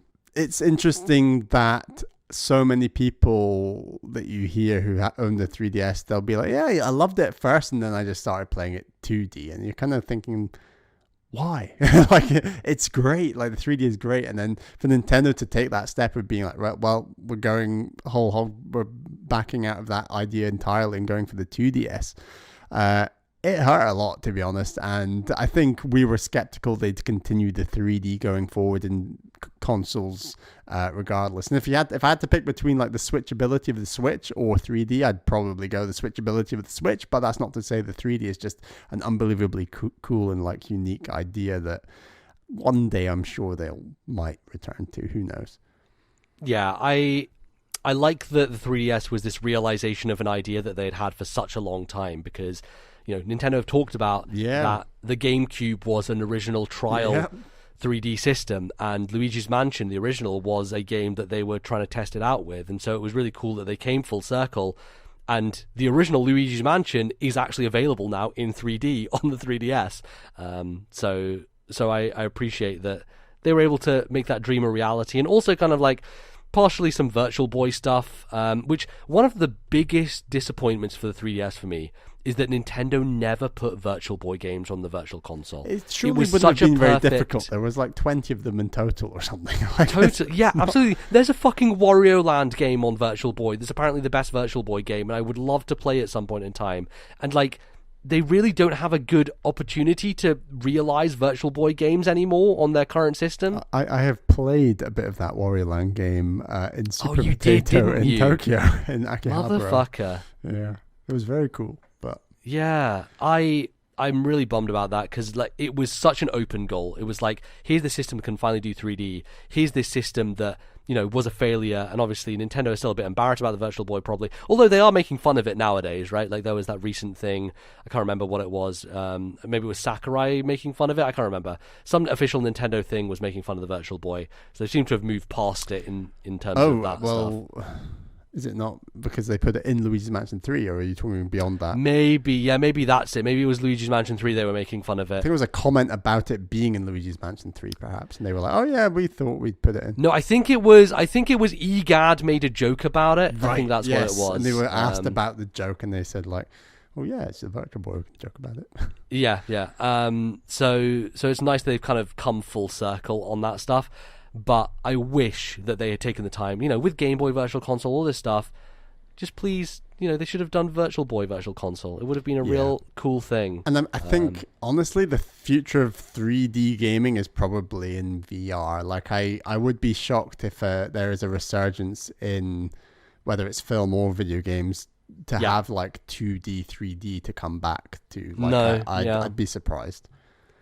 It's a shame, for sure. And the 3DS, like, we talked about this, but the weirdness of what virtual consoles were on Watch System, because there was GBA on Wii U, and then there was Super Nintendo on new 3DS, and it was just like, what is this weird mismatching? Like, because surely the handheld system should get the handheld virtual console. And there are some good handheld games that we went back to on the virtual console. For me, it was about playing through the Wario Land series and playing the old classic Mario Land games, and obviously the 2D Zeldas, which you still have one of those to go back to. Yeah. But that was a cool thing about the virtual console games, and I think playing Pokemon Red, that was fantastic. Yeah, and I think I realized that actually the Game Boy library is not that deep when it comes to core Nintendo franchises. Really not. Yeah. Which is unfortunate, but there are some real weird picks out there. There was Mole Mania, that was a Miyamoto game that not many people knew about, that I think a lot of people finally understood existed on 3DS Virtual Console. And there are still some games, like I would like to browse the 3DS Game Boy Virtual Console at some point and go and pick some out, give them a go. But there are obviously ones that have been remade. Like, I'm not going to go back and play Metroid 2 because Samus Returns exists, and it's just much better version of that experience overall. So yeah. Peripherals, Bally. They're a fun thing. Nintendo has done a lot of them in the past. Can you name me the three major peripherals that the 3DS had? Okay. Well, name me a couple of them if you can think. The standard Circle Pad, and also the Circle Pad Pro. Yep, what the Circle Pad Pro XL, which was leveling... Circle Pad Pro, and then the Circle Pad Pro XL, I should say. Which was lovingly referred to as like a fucking battleship. Because it was just an enormous goddamn nightmare of a thing. Other peripherals. You've got the Kid Icarus stand. Yes. Does that count? Exactly. That does count. I've got that on the list, and there's one more I have on the list. Which was added functionality to the new 3DS, but if you didn't own one, you would have to have this. The nubbin. The NFC puck, yes. The NFC... the NFC puck, yes, of course. The nubbin on the new 3DS was an addition. Yeah. Which is part of the hardware. Slightly but separate, yeah. If you wanted to do Amiibo stuff on the older 3DS models, you had to buy this puck, which was this NFC reader that you would use the IR camera to scan to your 3DS as you pop the Amiibo on top of it. Which I was at one point in time I was thinking of buying that fucking thing because I wanted to play my Lucina Amiibo in Codename Steam, which I couldn't do otherwise. But alas, that's the way it went. And the one that I didn't remember that I was like, oh shit, yeah, the original 3DS came with a charging dock that you could just leave it in. Yeah, and it was great. I loved it. The Wii U had a similar one where you could just pop the gamepad in. Well, your one did. I got the cheaper Wii U. Right, the basic version didn't have that. Oh, God. Basic. I remember that. But yeah, not too many weird peripherals. Like, the Circle Pad Pro is the one where it's like, well, Monster Hunter's on this system. We've got to have that for those people because they're having a nightmare of a time playing this game otherwise. Obviously, Resident Evil Revelation used it. So... really, it was a Capcom thing. It was like Capcom being to Nintendo, like, fucking come on, Nintendo, give us a thing that lets us have a second stick, because these games don't work. I also thought it was bizarre on the new 3DS that they went for, like, the little strange nubbin when there's literally the space to just have a second circle pad, like, below the buttons on for your right hand, your right thumb. Yeah, like, it is very strange. Because that nubbin, it works great for the camera in Xenoblade Chronicles 3D. And that's the only time I ever used it. Like, it's not really it's not great for, like, action use, if that makes sense. Well, might I remind you, we played Luigi's Mansion on 3DS, and it has functionality there, and it is ass. It's so fucking bad. It doesn't work as intended. And I imagine, Bally, that as we in the future play Metroid Prime Federation Force, which we should tell people, we now both own copies of Metroid Prime Federation Force and intend to co-op our way through that campaign. I imagine that the nubbin will come into use once more.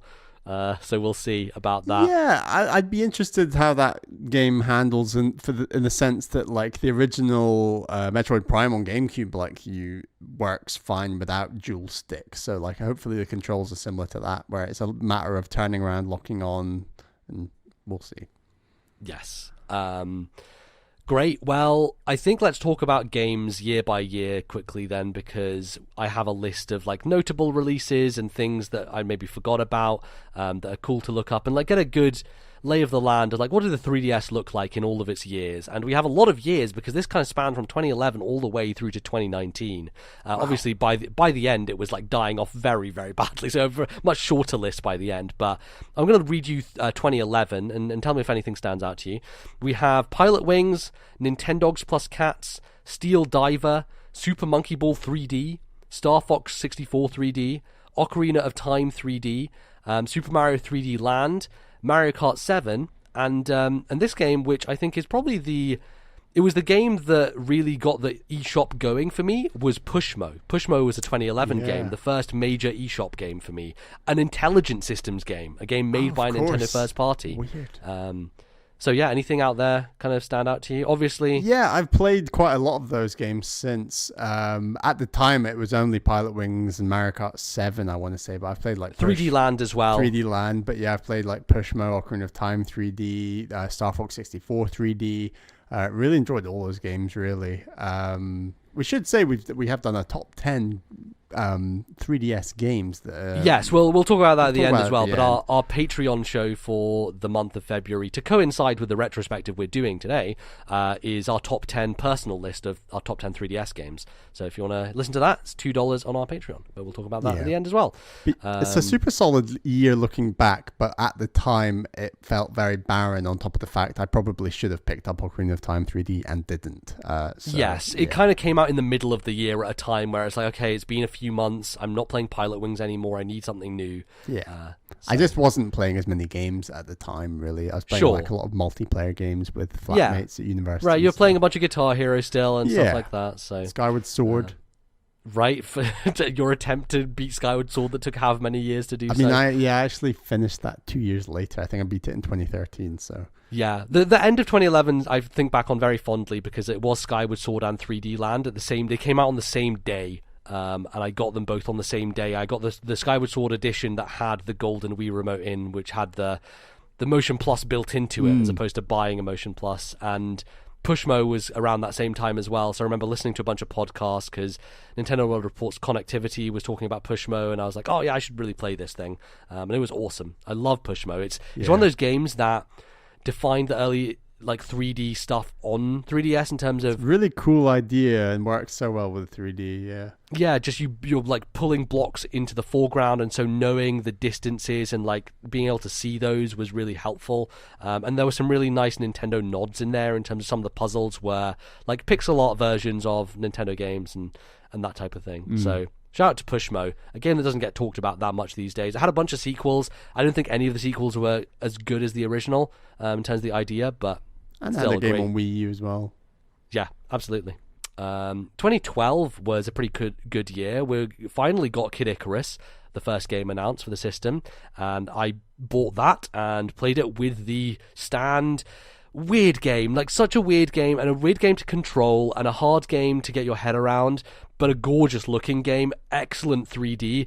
As a spectacle, I need to loan you Kid Icarus one day, Bally, because I think it's a game you would get a kick out of, even just playing it on the easiest possible difficulty, which is what I did, because it gets like nightmarishly hard. You know the system that Sakurai introduced on the classic mode on Smash Brothers on Wii U and 3DS, where you like you dump in a bunch of stuff to make it harder. That idea originated in Kid Icarus in terms of the difficulty. Oh, good. But it's pretty damn cool, and it has a multiplayer mode. I remember watching Nintendo World Report do like this tournament for Kid Icarus where they had a bunch of multiplayer matches. Just a crazy game. New Super Mario Brothers 2. Boy. I am so glad I dodged that bullet. It may be one of the most underwhelming games I've ever played. Such a bummer of a game. We had Resident Evil Revelations, Paper Mario, Kingdom Hearts Dream Drop Distance, Theater Rhythm, Final Fantasy Theater Rhythm, Rhythm Thief, Bravely Default, Gunman Clive, Dylan's Rolling Western. And then I have a game which I was researching. I was like, oh, what the fuck? I remember RFN talking about this fucking nonsense game, The Denpa Men. Do you remember anything about The Denpa Men? No. At all? Okay. Nothing. So The Denpa Men was this weird like RPG that had AR stuff built into it as well, and you played as these weird characters that weren't really Mii's, but they were like weird fairy people in like spandex costumes, and they ran around, and it was just, I remember James Jones just like going real crazy about this and thinking, this is like the type of weird 3DS game that I like hearing about, and I never checked it out before, and I might check it out at some point in the future, because I'm building this list, Bally, of 3DS games I never played that are kind of these weird deep cuts, and I think I'm going to have to add that to the list now, because it seems ridiculous in the best ways. But do any of those stand out to you? Obviously, a lot of these games we didn't play. I played Paper Mario and kind of liked it at the time, but it was a little bit underwhelming in terms of, you know, a lot of the stuff it did. Final Fantasy Theater Rhythm is a game I really want to play, because it's a rhythm game that takes music from every Final Fantasy game and uses the touchscreen a bunch, and I've been meaning to play it forever. So I do want to get to that at some point.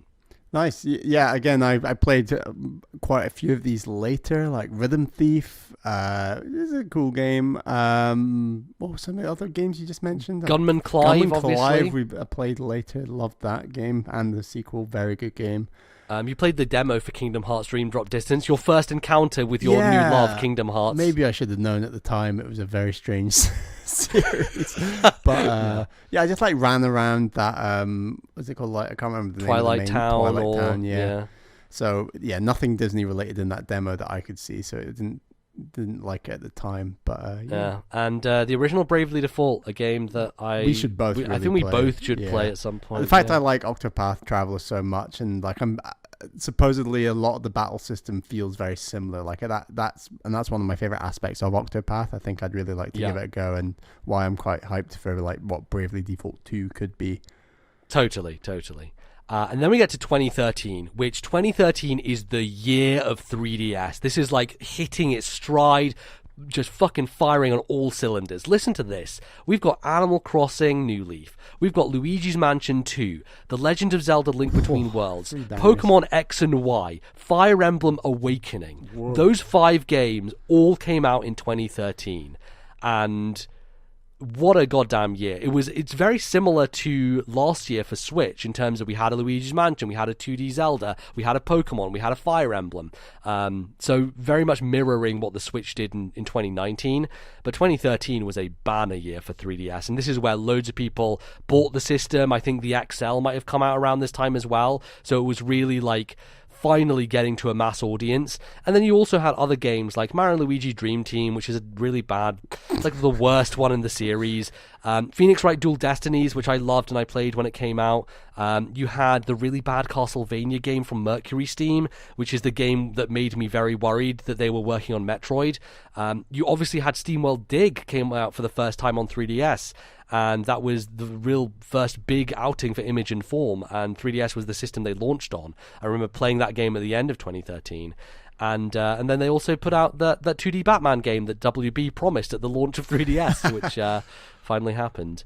But yeah, 2013, also the year that we started the podcast at the end of 2013. Yeah, I remember. We're moving into this era now. I remember so clearly playing Luigi's Mansion 2 earlier in the year, and then like moving to London, and then starting my course there, and picking up Link Between Worlds, starting the podcast like in the same month, and then 3D World was also out that year on Wii U at the time. And yeah, it was just, I never went back to New Leaf, and I'm kind of glad I didn't, in the sense that I'm now completely pumped for this upcoming Animal Crossing.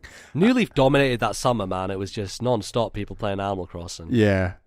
So yeah, huge year. And yeah, when we started the podcast, and we kind of had like a very different, more muted Game of the Year discussion that year. I remember. Right, yeah. You can like go back, and we both did like an individual top 3, I want to say, and it was later that's what we did.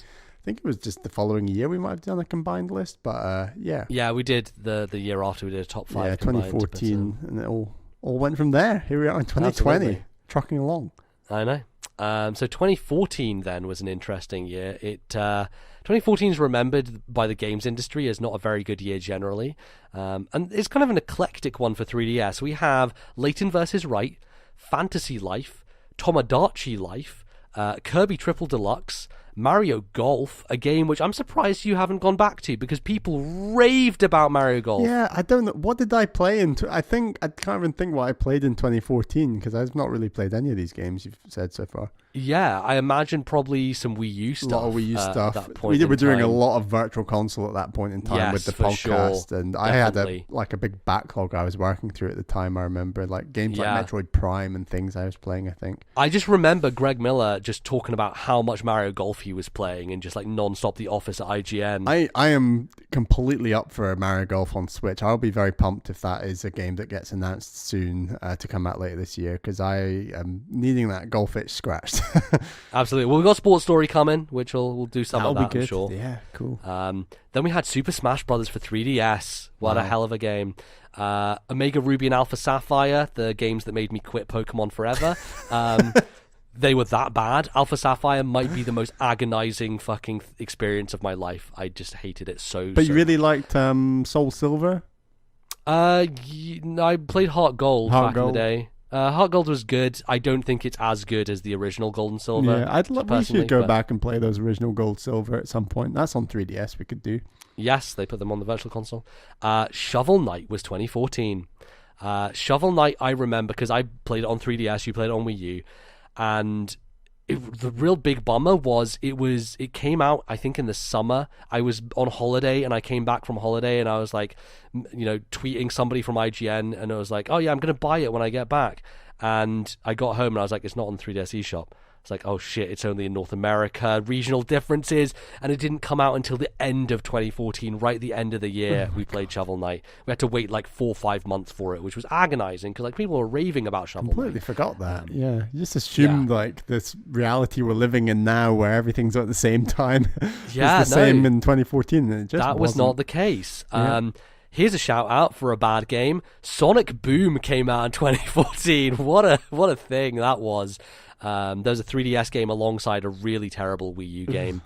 That was 2014. It feels like 2016. Jeez. No. Azure Striker Gunvolt is an interesting 3DS game that I want to get to at some point as well. And Elliot Quest. I remember Elliot Quest being a game loads of people were talking about. There was like a 2D, like Zelda 2 style game that kind of had Kid Icarus stylings to it. John from the Nintendo Show came on the podcast and talked about Elliot Quest back in 2014 as well. So a weird year, I would say. Not anything super standing out. Smash obviously dominated conversation, but Layton vs. Wright for me was a very special game that I dearly love. And stuff like Tomodachi, I would love to go back and check out Tomodachi Life, man. It seems like a weird thing that I would enjoy and get a lot out of. Yeah. Any notes there, Bally, for you? Nothing for really from that list, to be honest. I obviously loved Shovel Knight and when it came to Wii U. I think we both want to check out Kirby Triple Deluxe at some point in time. It's a good one. It's the backlog club game that constantly eludes us that will one day It'll be in happen. that poll. If you want it, vote for it. We'll play it. 2015, we had Monster Hunter 4 Ultimate. Obviously, Monster Hunter became a big deal for the 3DS. Still something we've not really tried. No, definitely. And World is probably the one that I would be most interested in trying at this point in time. But people were really liking 4 Ultimate. It seemed like the best step forward that series had seen at that point in time. We then had the remake of Majora's Mask early in the year. Codename Steam came out. Everyone loved it. It was the best game ever made. Fire Emblem Fates, Triforce Heroes, Box Boy. Some really good, C-tier Nintendo games, right? Ouch. Yeah, no, they are. But you know what I mean. Codename Steam, Triforce Heroes, Box Boy. That's some C-tier Nintendo games. Yeah, totally. But they were good C-tier Nintendo games that we really enjoyed. We had, on the bad side of things, we had Animal Crossing Happy Home Designer. Oh, God. Which I think actually that's listed in 2015, but I think that might be a Japanese launch. I'm not certain about that one. Here's one you'll have forgotten about. Remember when they did Puzzle and Dragons plus Mario, and they put that on 3DS? I remember Dan Reichert at Giant Bomb really loving that. Yeah, and absolutely. not understanding why. Yeah. I don't know. It's a weird puzzle game that I think it was one of those that I would like to check out at some point in time as well. We had Alpha Dream continuing to shit out games with Paper Jam coming out, with the crossover between Paper Mario and Mario and Luigi, and it just seemed like just another one of those, which was a bit of a disappointment. And it was also the year where like all these really niche, weird Japanese RPGs were coming out, and RFN was talking about them every week. And I was like, these are the type of things that like in 10 years' time I'll go back to the 3DS and check out. So we had stuff like Seventh Dragon, Code VFD, Legend of Legacy, Stellar Glow. All those came out. I've never heard of any of these. You have, but you have a very bad. The way Bali's memory works, people, is if he hasn't played the video game, well, if a single podcast talks about them 5 years ago, yes, I will probably forget them. Yeah, I remember them because that's the way my brain works. Well, you've written them down now, haven't you? You're going to play them. No, I didn't. I could tell you the name Seventh Dragon Code VFD from the top of my head, Bally. That's the way my brain works. We had Chibi Robo Ziplash, pretty much the death knell of the Chibi Robo series, and SteamWorld Heist at the end of the year as well, which was it's weird because cool. Obviously the Wii U was out at this time as well, and it had already like dried up in terms of like games, so like there was a real dearth of stuff, like quality top tier stuff to play between the years of like 2014 and the Switch coming out, more or less. There was a few and far between like big games that we were really hyped about. Yeah, I don't know. Like there were definitely good games scattered amongst them. Obviously, I loved like Fire Emblem Fates. Well, for me, there's like Star Fox Zero. I enjoyed that a lot, but there wasn't a ton. I mean, sure, it was weird years for Nintendo. So yeah, 2015 a strange year overall for them. Some standouts for me personally. But 2016, we then had Bravely Second came out. We had Pokemon Sun. We had Kirby Planet Robobot. So we're getting sequels to games that have been previously on 3DS.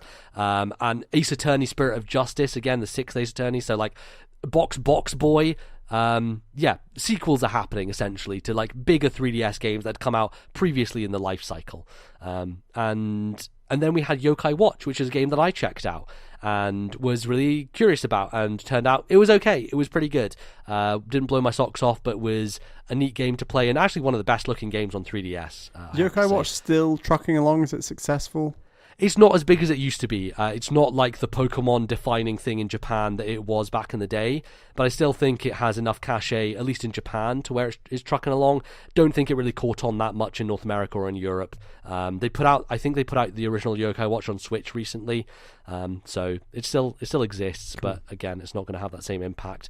We also had Monster Hunter Stories, which is a weird RPG Monster Hunter game I would like to play at some point, as well as everyone's favorite, Metroid Prime Federation Force. The game that broke the internet, the game that maybe forced Nintendo to make Metroid Prime 4, potentially. Who knows how that went, but like, I don't know. That was a backlash bigger than a lot I've seen for Nintendo games. Rivaling the Dexit stuff that we had last year. It was pretty rough. Bigger than that, wasn't it? Yeah, it was. That was something else. Federation Force getting announced. It was pretty rough. And we're going to try it soon. I'm intrigued. I hear it's absolutely not as bad as obviously it was made out to be. So we'll see.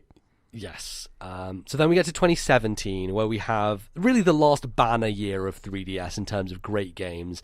The two big ones. Yep, the two big ones were Samus, Metroid, Samus Returns, and Fire Emblem Shadows of Valentia, a really damn good remake of the second Fire Emblem game that was originally NES and Japan exclusive. And it was really, if you want to see why Three Houses went in the direction it did, you can see a lot of the cues of Three Houses in Shadows of Valentia, most notably voice acting. That entire game was fully voiced and was really good, like just excellent kind of test ground, I guess, for what Three Houses would go on to be. We also had Grezzo making their own game, which was Ever Oasis, which I still want to check that out at some point. We had weird stuff like Miitopia, like this kind of building off the Tomodachi life and things like that, like weird Mii games being put on 3DS. But we had a lot of ports. We had Woolly World being ported. We had Superstar Saga being ported. There was a Mario sports game. There was Hey Pikmin, a really bad 2D Pikmin game. Obviously, Ultra Sun and Ultra Moon came out. And then we had Mario Party, the Top 100, just a collection of minigames. So, yeah, 2017 you could really see the system was flagging, but there were still like those big shining bright spots, and of course Samus Returns was excellent, Fire Emblem was excellent, but by this point 2017 the Switch came out that year, so 3DS had really fallen off. And then 2018 and 2018 we had WarioWare Gold, Sushi Striker, and Dylan's Dead Heat Breakers. And then 2019 we had Kirby's Epic Yarn, Bowser's Inside Story, and Persona Q2, kind of the dying breath of 3DS. But looking back on it, it's interesting because a lot of these years don't seem that strong when you look at it from like a first party perspective on their own. 2013 is the standout, like boom, boom, boom, Animal Crossing, Luigi's Mansion, Link Between Worlds, Pokemon, Fire Emblem, like just killing it on every front. Yeah. But all the other years was like, you know, sequels to some of these games, remakes to some of these games. 3DS kept trucking along. Yeah. And ultimately it did super well. Like, the system sold over 75 million units. People eventually came around on it. And, you know, the iterations in the hardware made it more approachable for people. You'll remember, obviously, when they put out the new 3DS, they didn't put out the smaller version in North America. They were like, only the XL gets to North America. Bizarre. And that the smaller version was the one that had the faceplates as well. So you could buy faceplates, swap them out. And we had it available to us in Europe, but we didn't actually pick up the standard 3DS XL, or standard new 3DS. We got the XL instead. And I always side on the XL side generally. Like, I just like a bigger screen. Yeah, it's I'll better. go bigger on my handhelds if I can. For sure. But yeah, that's kind of a rundown of like all the major things of the 3DS. It was a hell of a system, man. It was a real thing that I was deep in the weeds on, you know, like this was the era where I was very much into the industry and following everything and knowing every little minutia, every little detail. And so a lot of this stuff, a lot of small deep cut things that happened, like I kind of took them out of my memory, and like I researching this again, I was like, oh shit, forgot about fucking Swap Note. That was a thing that came and went. And the Miiverse came to 3DS as well. It did, you're right, yeah, the Miiverse did come. Operated horrendously slowly. Like, very slow. Oh my god. I will say, like, the slickness of the Switch is really the one benefit that we have from not having all this other stuff, because 3DS is like loading up Badge Arcade. Woof! I did that yesterday, and it was literally Badge like Arcade's 5 still going. It is, yeah. I logged into it and did a free play, and I got a GBA cartridge badge, which I can use now if I want to. For some reason. You get a free play every day, Bally. Go in there, check it out, get some more badges. I think it was just at one point we just stopped doing it because I think for a solid 6 months I played Badge Arcade every day, just logging in. It was, you know, fantastic. But yeah, and remember as well that like when you got a Street Pass, the green light would light up. Green light. It was like and that was such a good feeling. Like the blue glow of the Wii disc, right? Like area. Like, oh, it's just, you want to open that 3DS, you want to get back into your Street Pass, see what, unload your games and keep going. Yeah, it was great. So we have some more emails to get through, so let's go through those before we wrap up here, Bally. I'll take this one from CRM Doodle, who says, hello NBS and Bally, my best memory of the 3DS era is when me and my friends all brought them into school and we just played Mario Kart for the entire day. It was the last day of the school year and we had a great time. I know it's short, but good things come in small packages, rather like the DS. Love the podcast and hope you have a good day.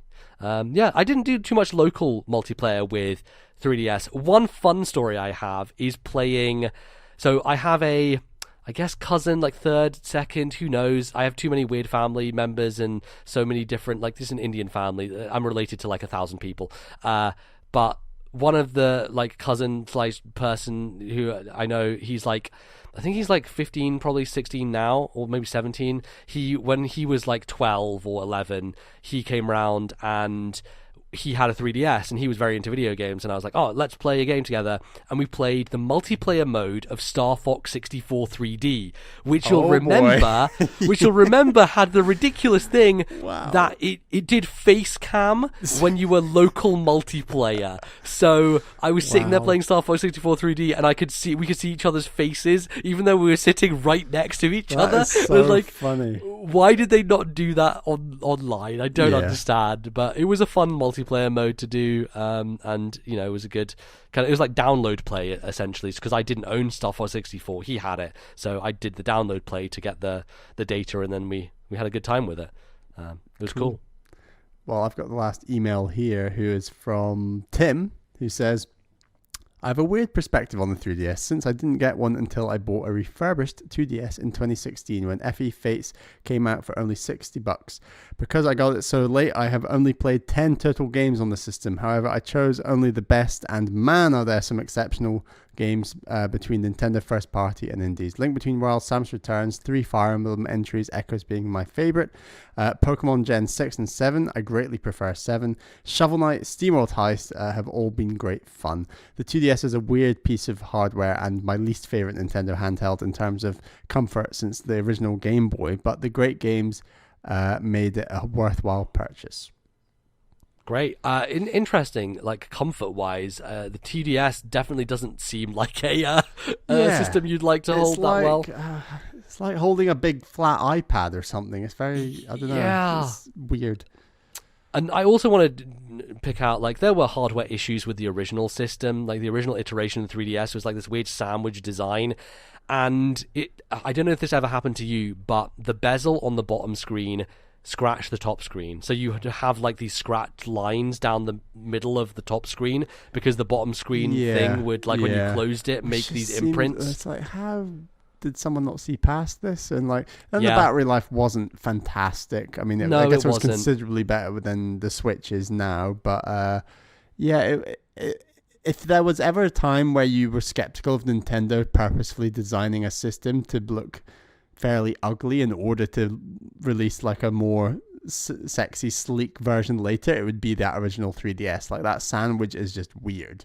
Like, it's not aged the best, I don't think. No. And, we also have Nintendo's constant just can't debate about where the fuck the stylus should go. Oh, God. It starts out at the back of the system for the original, then with an extendable stylus. Then it goes to the side for the XL, which is the perfect place. Leave it at the side. That's what the DS Lite did. It got it right. And then for the fucking new 3DS, they put it at the bottom, like next to the power button. And I'm like, why? Who thought this was a good idea? Maybe 3-4 times by accident, the way I hold the new 3DS XL, press the power button on the bottom and just turn the system off by accident with my hand multiple times. It's very bizarre. It's really stupid. And it seems like change for the sake of change rather than actual like usability. But Nintendo just they have this propensity to just change things for the sake of changing them. And I don't understand it. Anyway, I think that's pretty much do us. That was a big, long conversation about the 3DS, Nintendo 3DS, a great handheld, a great system. It will be missed greatly, but I don't think this is the end of us talking about 3DS games on the podcast, because this is the era to buy old 3DS games before like prices go up now. Like, people should get on getting some of those games, because me and Bally, we just picked up Federation Force for £6. And I also got WarioWare Gold for £6. Like, there are places that are fire sailing some of this stuff. So keep an eye out on the internet and see if you can pick up some cheap 3DS games before eventually the people who were 10 years old when the 3DS came out grow into adulthood and get nostalgic and start buying up the 3DS collection. Well, I think Bravely Default 2 is going to make Bravely Default and Bravely Second particularly difficult to try and probably, get at the moment. But even now, like, Bravely Default is one of those games that I always like. There are these certain games that I keep an eye on, right? I'll be on Amazon, I'll be like just typing in names of games and be like, I always keep an eye on Bravely Default. Never drops in price. Never. Always stays like 35 or more. Oof. And at this point in time, it's going to keep going up, I think. It's not gonna flag. At least, at the very least, you can buy it on the 3DS eShop. You can download it there and the price will be better. Like, it won't go up, at least, on the 3DS eShop. So it's not like you can never get access to it. But yeah, interesting stuff for sure. Cool. Well, I think that's going to close the show out. We have a few things to get into before we get out of here. Of course, I just want to give a quick reminder that the feed is fucked up still. I'm sorry about that. We've been going back and forth between people, and I think we might have found a solution now. Hopefully, it will get resolved soon. It's frustrating the hell out of me, but hopefully the episode will go up properly to this one, and I don't know. A reminder that if you do want to access like the backlog of episodes, that our YouTube playlist is absolutely fine. It's not connected at all, and we'll hopefully get the podcast feed sorted soon. Yeah, absolutely. And yeah, if you want to hear more about the Nintendo 3DS and our favorite video games that we played on it in a top 10 format, you can go support us at patreon.com/ThisNintendoLife, where for $2 a month, you can get access to TNL Ranks, which is our show where we rank things. And we thought it would be a really good pairing this month to do, 3DS Send It Off in Style. Yeah. It's pretty much completely dead now. If you just want to support us 1 month to get that episode and download all 14 episodes of TNL Ranks, and that's cool too. That's just $2. Bally just told them the way to cheat the system. Cheat the system, It's yeah, all right. you know what? You can do it if you want. Nothing against that. I've done it before on other patrons. I kind of feel bad about it, but Anyway, we'll thank people for supporting us on Patreon, because there are very nice people who do that every month. And so Bally would like to thank people in particular. Thank you to our two $10 patrons. They are, of course, my fiance Caroline and Atari Alex. Thank you so much for your support. And thank you to all of our other 18 patrons. It's hugely appreciated, the support you give this show that we spend a lot of our time doing. So it's hugely appreciated. Definitely. Before we talk about where you can find us and things like that, I want to talk to you about reviews on iTunes and how important they are. And they're very, very nice. And if you give them to us, we'll read them out on the show, like this one. We got a very nice review on the UK iTunes or podcast. I don't Apple remember what the fuck Podcasts. it's called. Apple Podcasts. We got a nice review on the UK version of that. This is from Carolyn Posnan, who says, great discussion and entertaining hosts. I've been listening to This Nintendo Life for around 18 months, and I always enjoy the content that NBZ and Bally produce. The love for all things Nintendo is clear to see, and as a Ninty fanboy myself, it's nice to be in such company. I felt compelled to write this review as I recently listened to NBZ's Top 100 Games. That episode was clearly a labour of love, and the breadth of games talked about piqued my interest to the point that a couple of those titles have been downloaded onto my Switch. I would really be interested in Bally's Top 100 or Top 50 to contrast and compare. Anyway, keep up the good work, and here's to many more episodes from the both of you.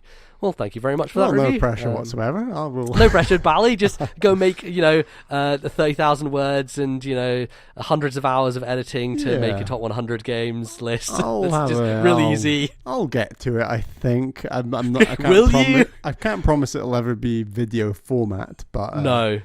Certainly should maybe think about doing a podcast version.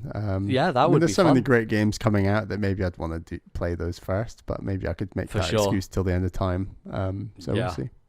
Yeah, no, the top 100 was a hell of a thing. I'm very, very happy that I've made it. It's one of my proudest things that I've made. So I'm glad that people enjoy it. Cool. You can find us in loads of places across the internet. We're on different podcasting services. We're on Stitcher. We're on iTunes. We are on Alexa, TuneIn. We're on Spotify, all over the world. Podcasting apps. If you have a podcasting app, just search for This Nintendo Life. You'll find us, subscribe to us, download our episodes. That would be very, very appreciated.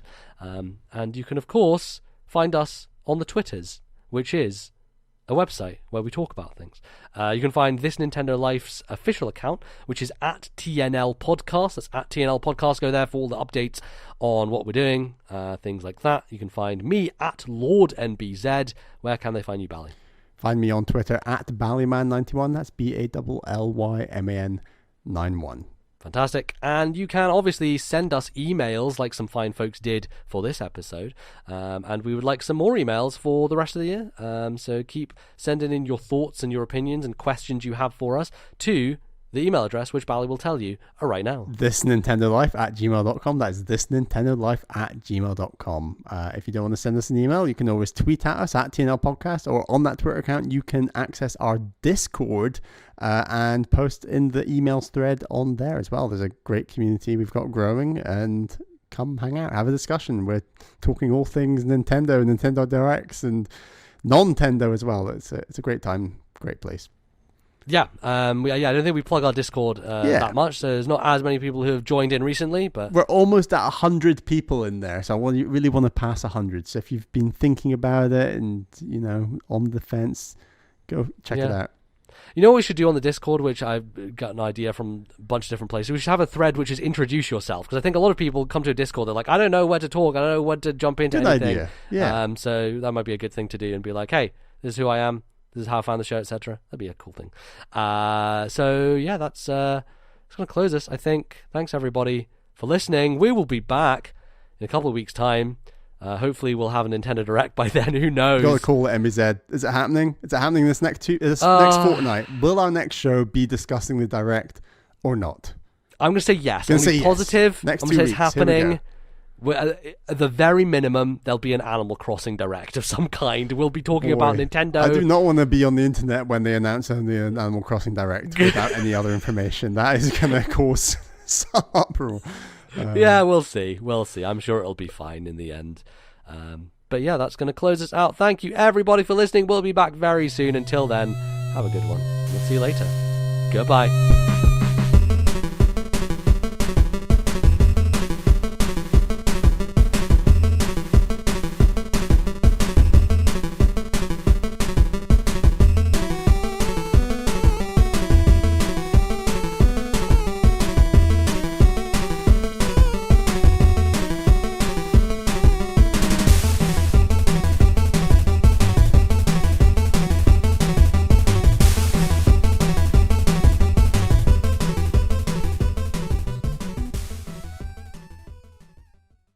The musical interlude used on today's show was the music from the Mii Street Pass puzzle game. Copyright Nintendo 2011.